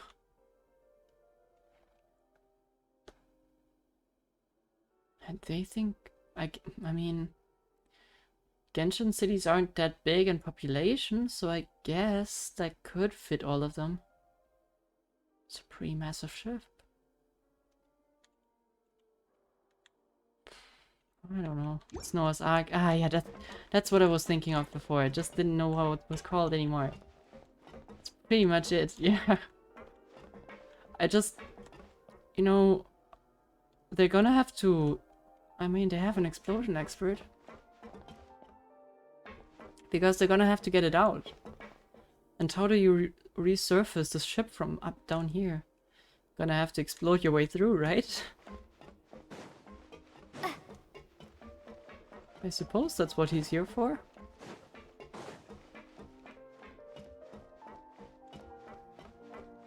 Can we talk to you? Is the Duke here? No. Of course not. Why would he ever be here? Oh man, this quest has me concerned now. The first few quests I always thought, yeah, prophecy, it's all bad. But what's really gonna happen?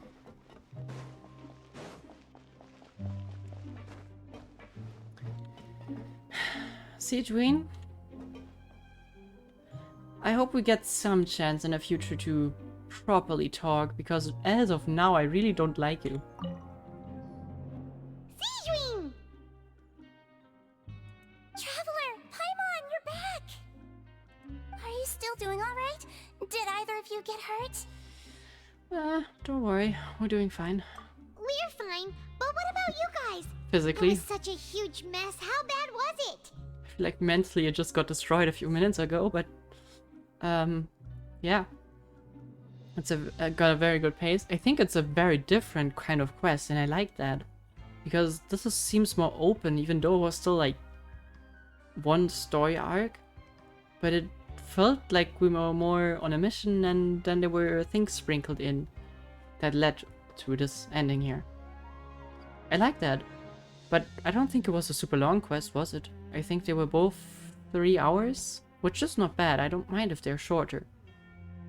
But I think Act 1 and Act 2 were both 4+ hours, if not 5. So yeah, I don't mind. A few people sustained superficial injuries, but that's about the extent of the damage. Monsieur Nervillette paid us a visit. It was all thanks to him that we managed to suppress the crisis for the time being.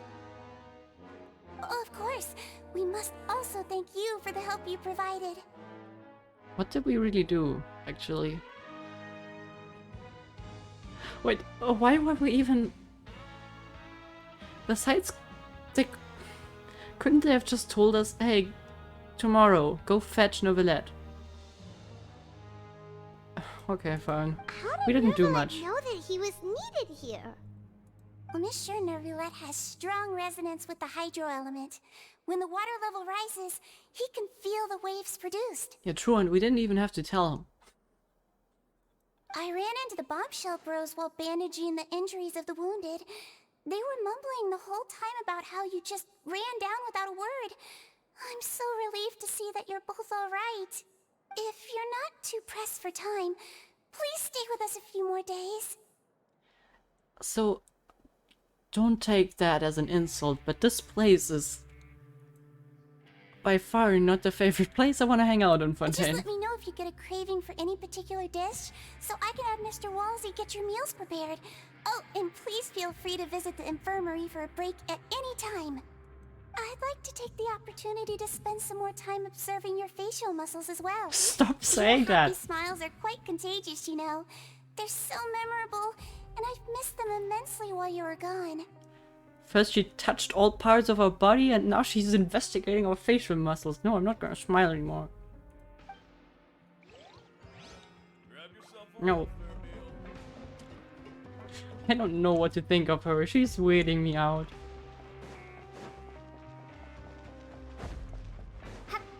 That thing still confuses me with why it's red. And everything else is blue. The other one is up there. It's freaking me out too. Good. And I'm not alone.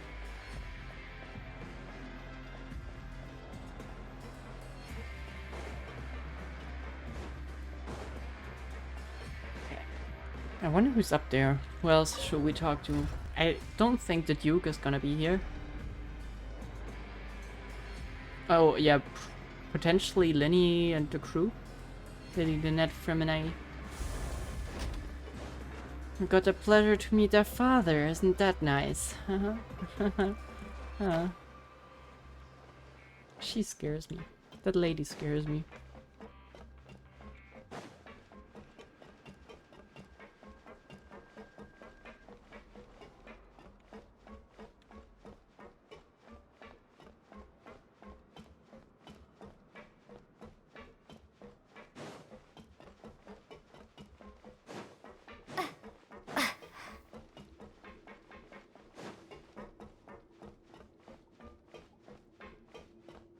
They're also they haven't moved an inch. Now guess, what suit will this next card be? A bare-teeth cat? Well, well, look who it is. Traveler, Paimon. Hello, everyone. You guys left, right? During the alarm? You didn't stay here. Looks like you're recovering nicely, Fremine. Mm-hmm. Thanks to everyone's support. And also, where's Child? We completely forgot about Child again. I know the knave doesn't care. She doesn't give shits about freaking Child. But we kind of forgot about him again. Oh, right. I managed to work up the courage to thank Miss Clorand in person. That's good. Whoa, how did she react? She told me that it was nothing. It was as if saving a life wasn't a big deal to her at all. To be honest, for her, She it was also probably told more me being not to paid. worry about it. She didn't want to stress you out, that's all. She's right, and it's best not to dwell on it. Yeah. Okay, but check this out.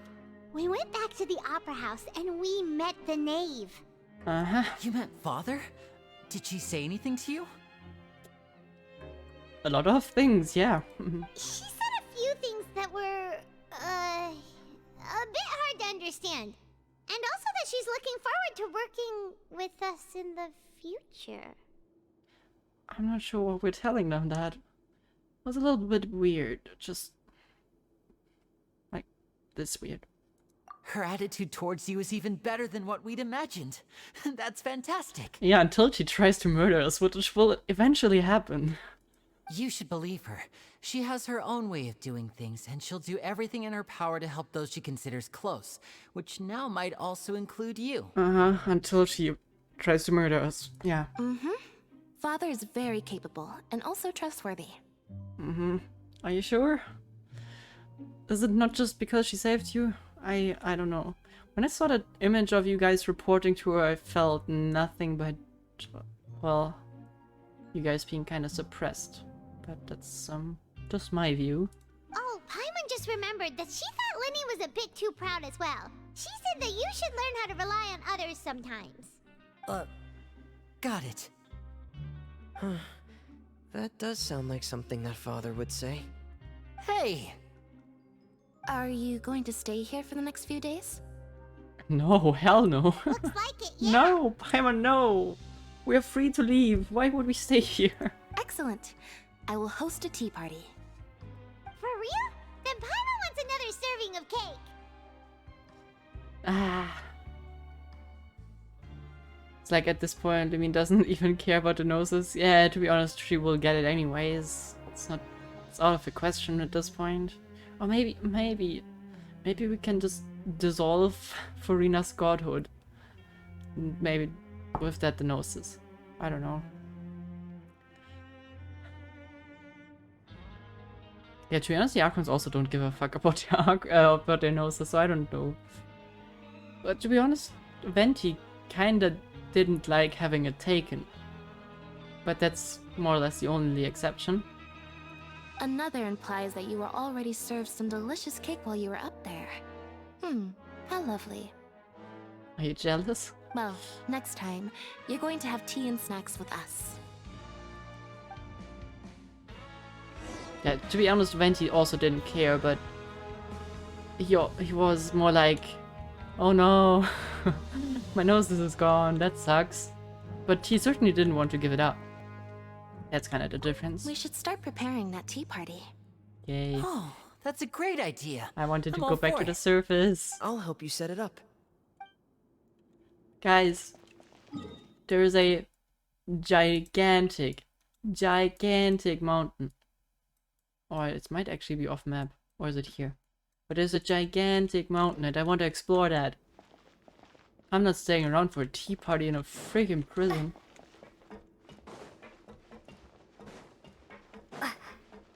Oh, that's wrong.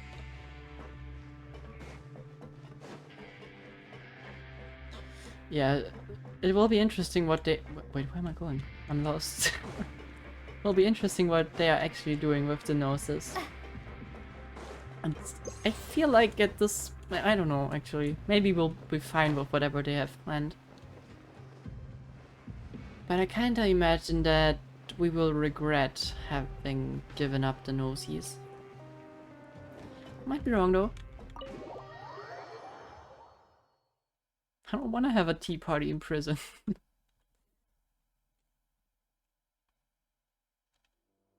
And yeah, looking back at it, it was kind of A who really didn't care about it.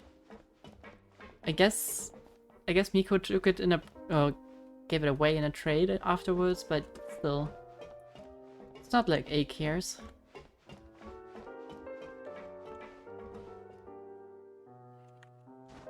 Yo. So is that what you do in your spare time? Just sit here like you're the boss? Spitting bars every time someone talks to you? Do my eyes deceive me, or did I just see 2 inmates come back after making it to the surface? Some strange winds blowing of late. We wanted to see how the fortress is doing. Is everything still alright? We're fine, for the most part. Neuvillette came down and took care of the worst of it. If that's the case, why don't you just ask him to stay here? Good question. Why does he always have to stay at Palais Mortal? I forgot what it's called. Neither can I pronounce it. At the Oh, yeah, what a Parlay. brilliant plan. Let's go convince the Udex himself to exchange the Courts of Fontaine for a puddle of water in the middle of nowhere. Nah, that might be an issue. But you could travel, you know? Like, live here, work there. It's a common thing in work culture. You should read up on it. It's a good idea. But maybe that's not gonna work. He came here in a hurry and left without even stopping for a cup of tea. He did remember to take Miss Sigewinne's gift with him, though. That's nice. He sure sounds super busy. Miss Cloran has left as well. She also took her gift from Miss Sigewinne. Is she giving gifts to everyone? Were the gifts milkshakes? Uh-oh. Neuvillette got the milkshake. Cloran received lipstick instead. Okay, I hope it's normal. Those aren't even remotely alike. Well, it's Neuvillette's own fault for making Sigewinne worried about his health by working so much. But besides that, our head nurse is still pretty fond of picking out beauty products for the ladies. Oh, and I have some gifts here for you as well. Are these from Sigewinne too? Nope, they're from yours truly. From you.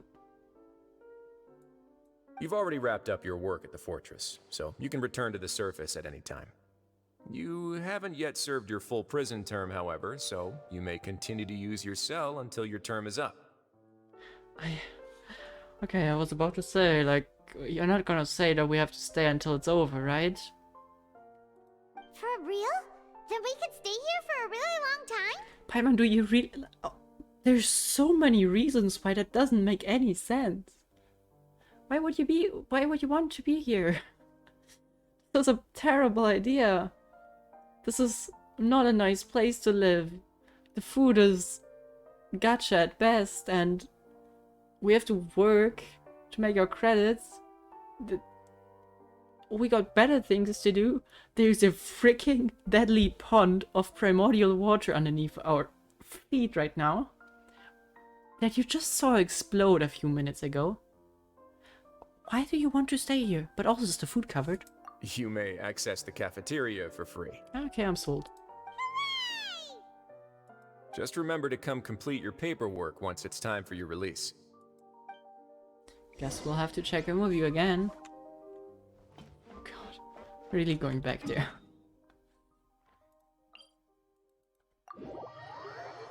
Imagine a game locks us in, we have to tune the clock 10 times to leave. No skipping, okay? You have to work 10 times.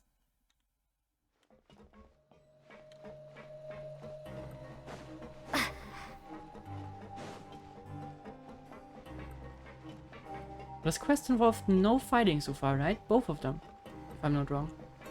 That is a bit surprising for an Archon Quest, but I do not mind. I just realized that because Lumine still has like 2000 health. Ah, our fancy abode with the dripping water and the moldy floor. The random boxes with the gas lights and the soggy paper on the floor. Mattresses. Barely any We're back in our cell again. sheets. We're no longer prisoners though, so it really doesn't feel the same. Ah, feels like we regained our freedom to a certain degree. Being free sure feels pretty special now. Especially down here. Should not make the others jealous. Is there something you'd like to say? Huh? How did you know? Because, well, usually just fall asleep. Hey, that's not true! Alright. Okay, Paimon just wanted to say that we really are an amazing duo after all. To be honest, we really didn't do much. I might be wrong here, but I feel like we didn't do much. It's like we've now gone to so many places together and become friends with so many people. We've never stopped traveling or stopped meeting new friends. Actually, it makes me think, what did we achieve? We got sent down here to find child. Failed. The reason we got sent down here to find child, completely pointless, because no one actually cared to find child. The prerequisite for finding child, just completely pointless. We did investigations on the secret rules, which I'm just gonna call him Rio. Rio was already completely aware of and could have told us at the moment's notice if he was willing to tell us. We managed to send Fremine on a journey that could have killed him, because the water was getting very poisonous for Fontanians. Rio also already knew that. He could have told us.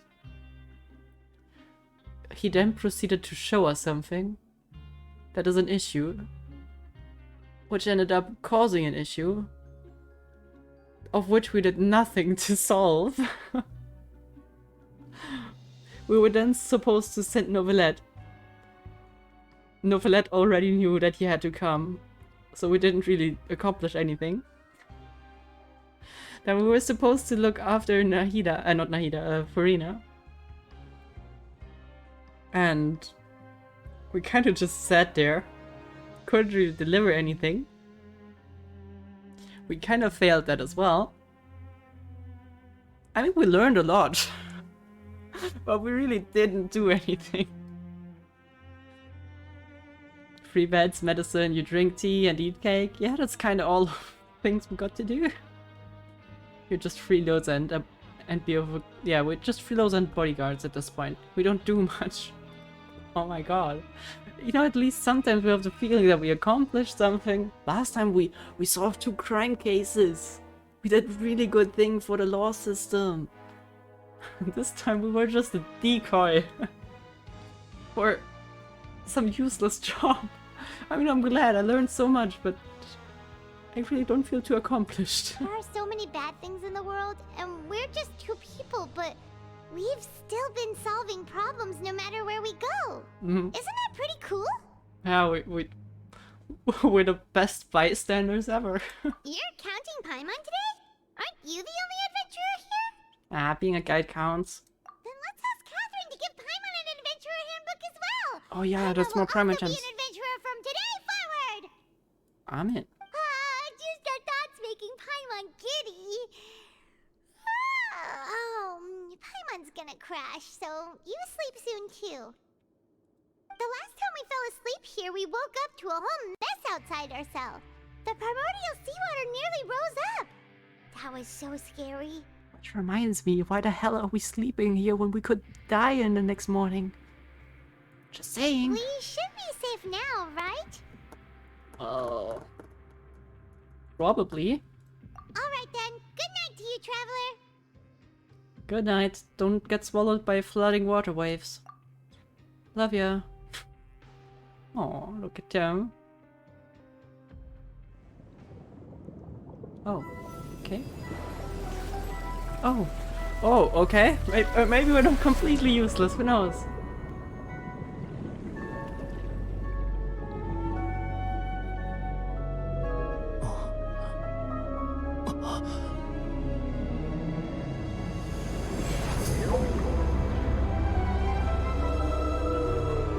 Is that Novelette or some other being? No, I don't think that's Novelette, right? That doesn't make any sense. What was that thing? It's a whale Archon? Oh man. Okay, never mind. We didn't save child. Ah! We didn't do shit.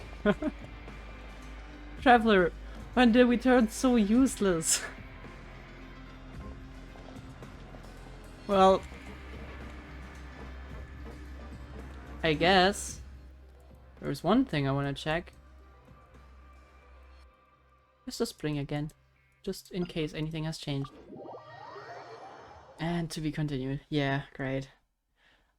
Next time is the last, right? It's only main Archon quests till 3.2, right? Oh, things are gonna escalate next time. I think really quickly. No, but that said sooner than later. I think it's sooner than sooner.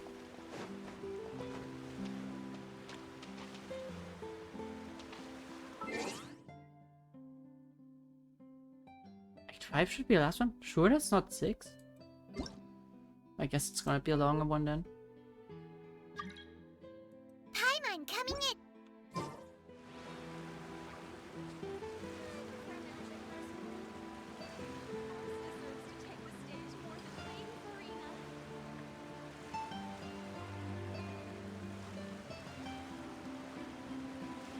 I don't hear her crying anymore. But it's horrible to think that Furina was crying that badly because she was nearly assassinated. That thought is, I mean... You know... The knave could have just decided not to show mercy.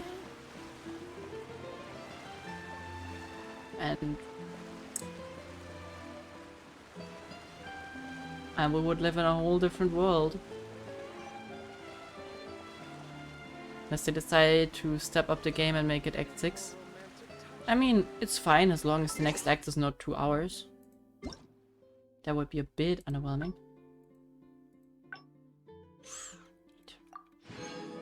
Ah, we're so rich now. I think at this point... Yeah, at this point we're fine, right? Let's whip out the calculator. Yeah, it was nearly enough to reach full pity just by Primogems. Then we have those. Isn't... No, tomorrow. No, not tomorrow. Day after tomorrow there's a new month.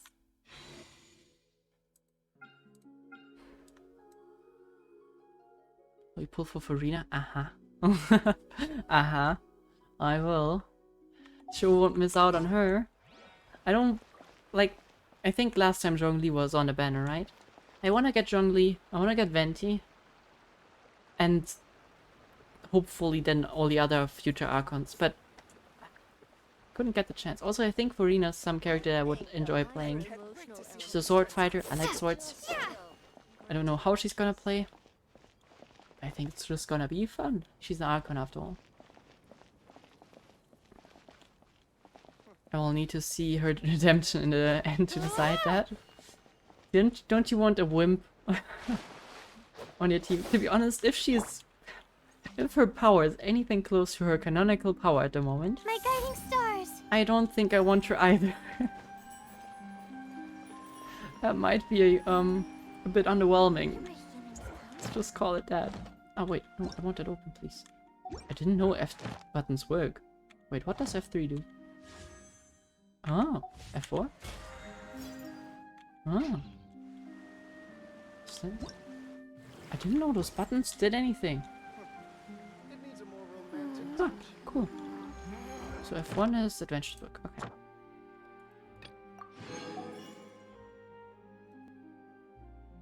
Wait, did that count for the dailies? No. Wait, I don't quite understand how those work. Wait, no, I can still do them. Obtain 4 to gain a reward, yeah? Wait, what did I just do? Did I skip the dailies by doing that?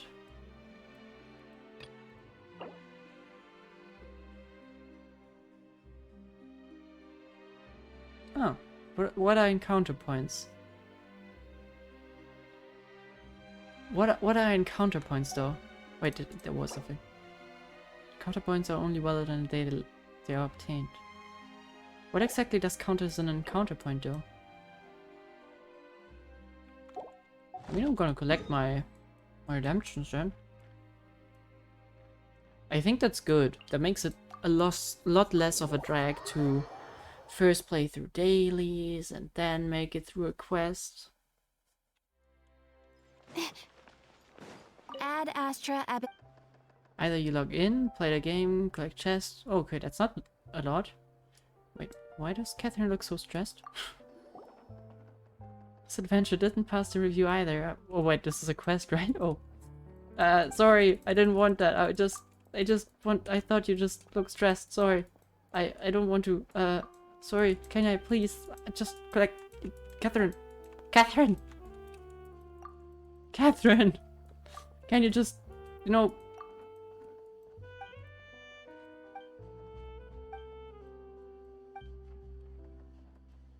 Ad Astra Abyssosque. Welcome to the Adventurers Guild.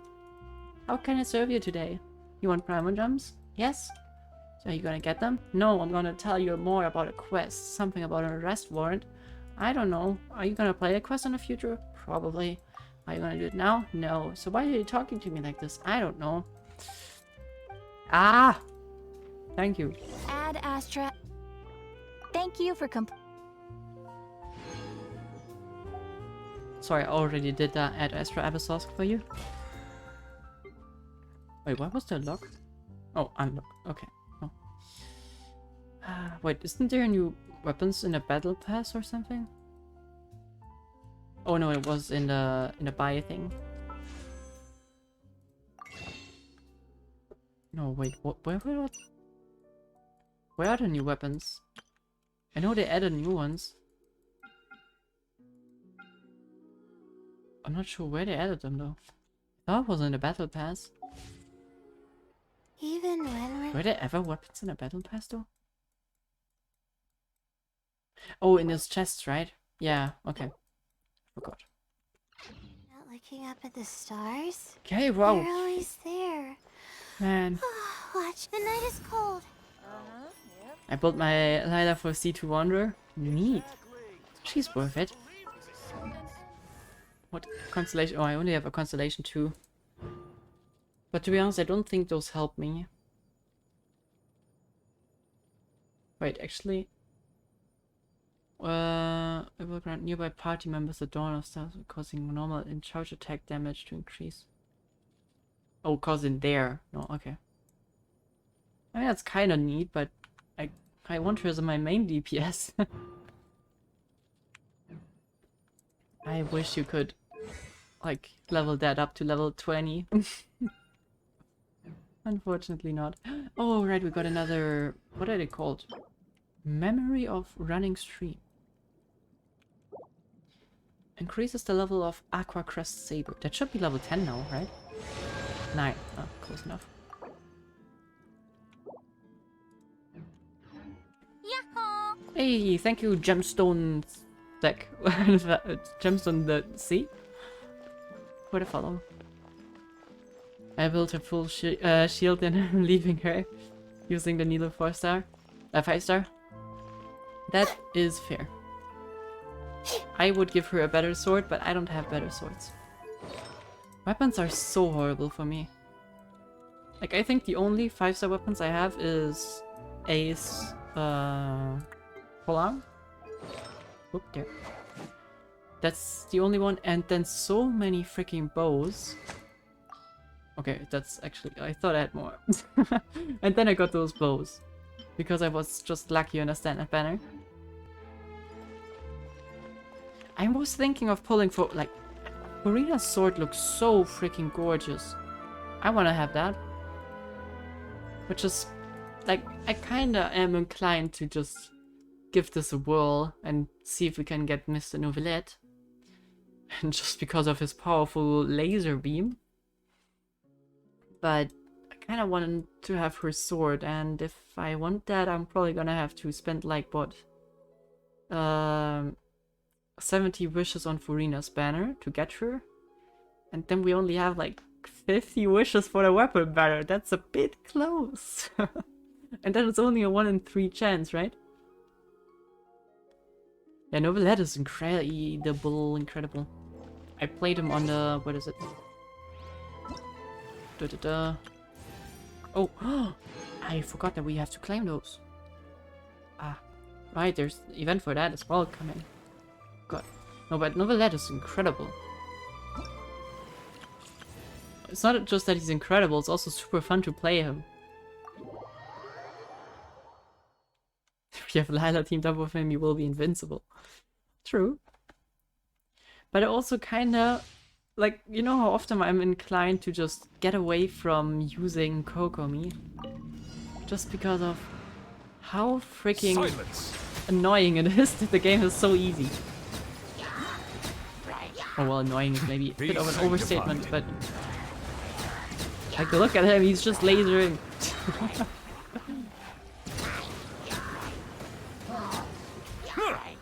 Bow your head. Yeah, it's so good. Oh, oops. You didn't just touch him. Swirl, Mark 2.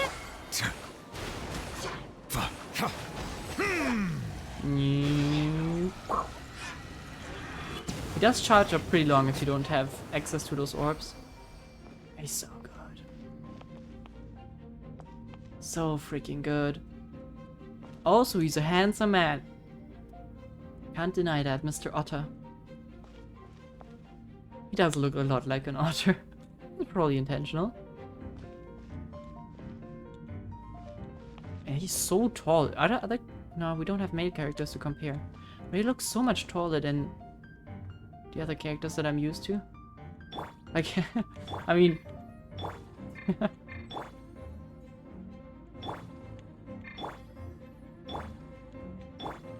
Quite the difference. Ah, yeah, but I'm tempted to get him. And I will pull for him if I ever get the chance to. Just not now. Because I want to get Furina and I don't want to waste too much on the weapon banner. Because I at least want to get one 5-star sword or anything out of it. I know the game's gonna screw me over, but I kind of want to gamble.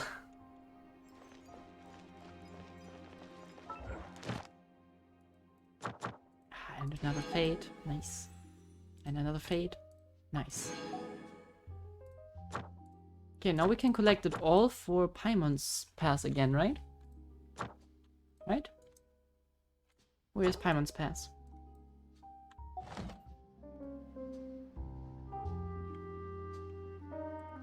That's unfair. Okay. Oh my god. 1, 2, 10, 20, 30, 40, 50. 50 pounds. We take those.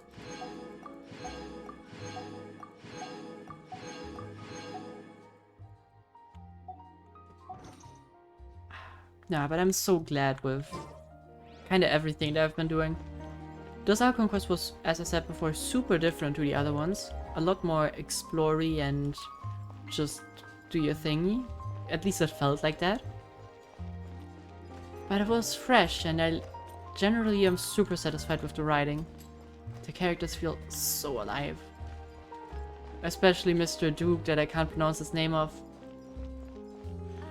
I loved having him on screen even though I hated every second he said something. Man, that dude just needs to talk to us straight sometime. Stop putting like strange metaphors over everything. But like, I'm super glad with it. The region is amazing, it looks amazing. I think I've never had that much fun exploring a region. The only thing that annoys me a bit is... I mean, I'm glad that we have underground maps. But sometimes you're a bit confused as to where some places are. But that's fine, that I can deal with. Overall, I freaking love Fontaine as a region as well.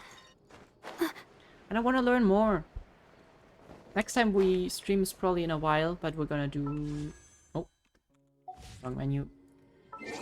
Gonna do Novelette's quest. Gonna skip over the other Hydro dude.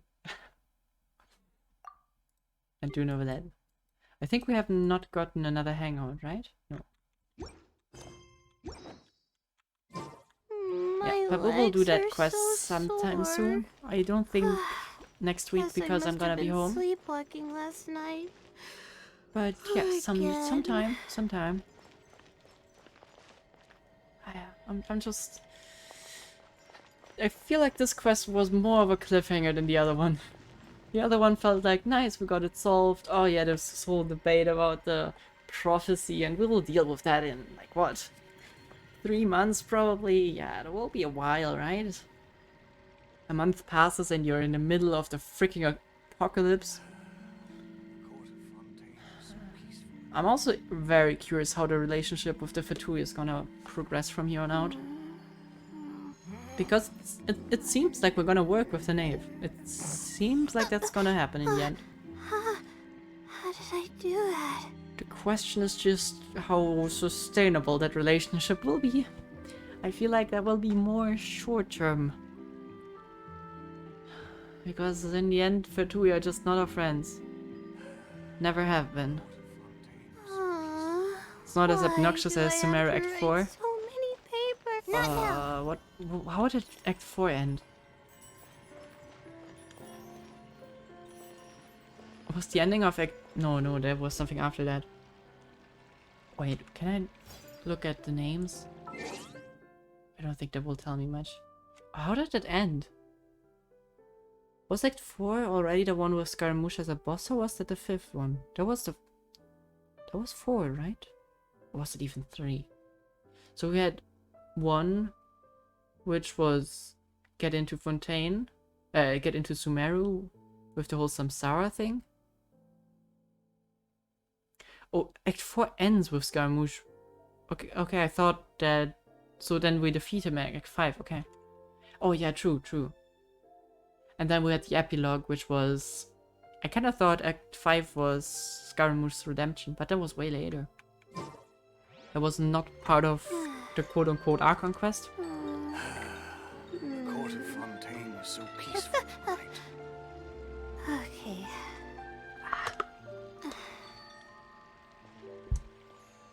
Samsara was Quest 2. What was Quest 1 then? Quest 1 was getting into Fontaine. Or was Quest 1... Was Act 1 the... No, I don't think that was considered, right? Or was it? No, it probably was. It probably was the whole Gandharvaville stuff. But it was pretty short, wasn't it?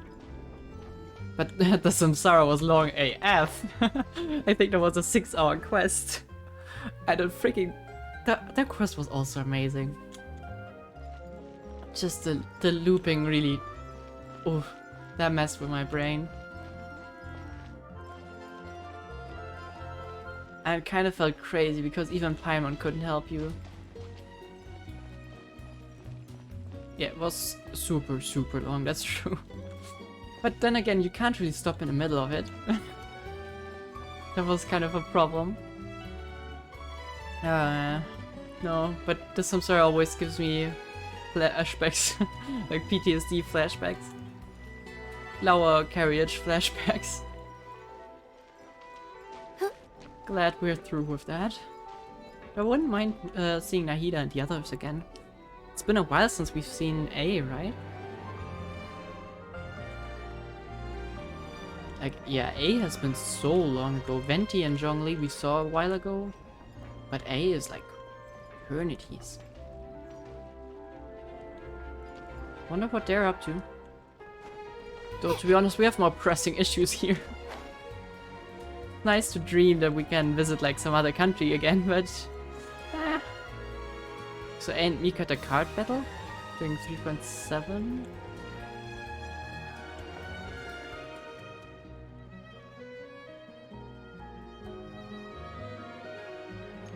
Oh yeah, we did. We did. But still, it's still a bit longer ago. Compared to... Oh, what? No, was it actually after the whole...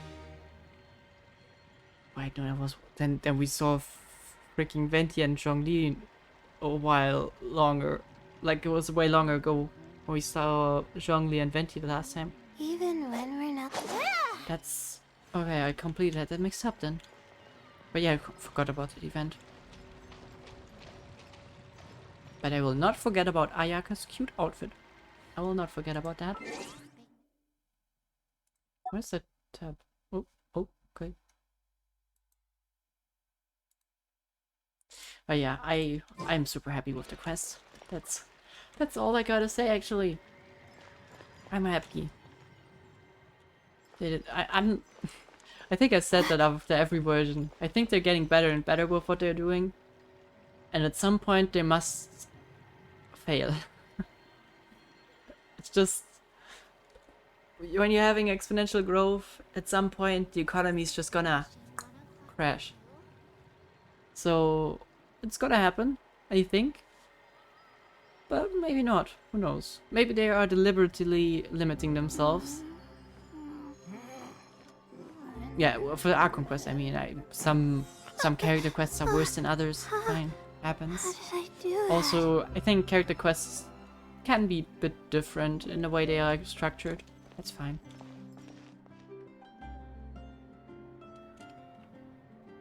I mean, to be honest, I don't remember a lot of bad character quests. Can't see the past one, right?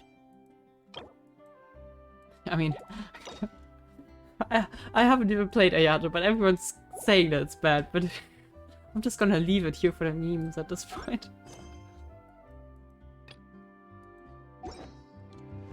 No, but I don't think I have played a bad character quest in a while. I'm also super looking forward to Novelette, but that's gonna have to wait. And I'm just talking and wasting your guys' time, so I will call it. We have been streaming for 4 hours again. 4 hours is a healthy time. It's kind of weird. When I started streaming... Wait, let me just switch screen. There we go. When I started when I started streaming, I was going for like 2 hours, but everything more than 2 hours is really exhausting. And now I'm like, oh my god, if I don't stream 2 hours, that's really weird. So it's interesting how it changed, but I couldn't even talk for 2 hours back then. So that's kind of nice. I mean, Archon quests are pretty easy for me to do. I just sit there and watch. You guys for some reason enjoy it, so I'm glad. I'm glad that you guys enjoyed, so that's good. Yeah, thank you all for being here. And Layla. Poor kid. We will see each other around, and... Okay, never mind. I managed to hurt myself from a bottle yesterday and nearly broke off the entire nail of my finger, which is super fun. Anyways, I will see you guys around for Novelette's Quest. Thank you for being here. Stay hydrated and have a nice time. Bye-bye. Oh, the camera is so freaking hot. What happened? I tried to open the bottle and I slipped. And ouch. That's it. It's not a fun story. It hurt a lot. See you all around.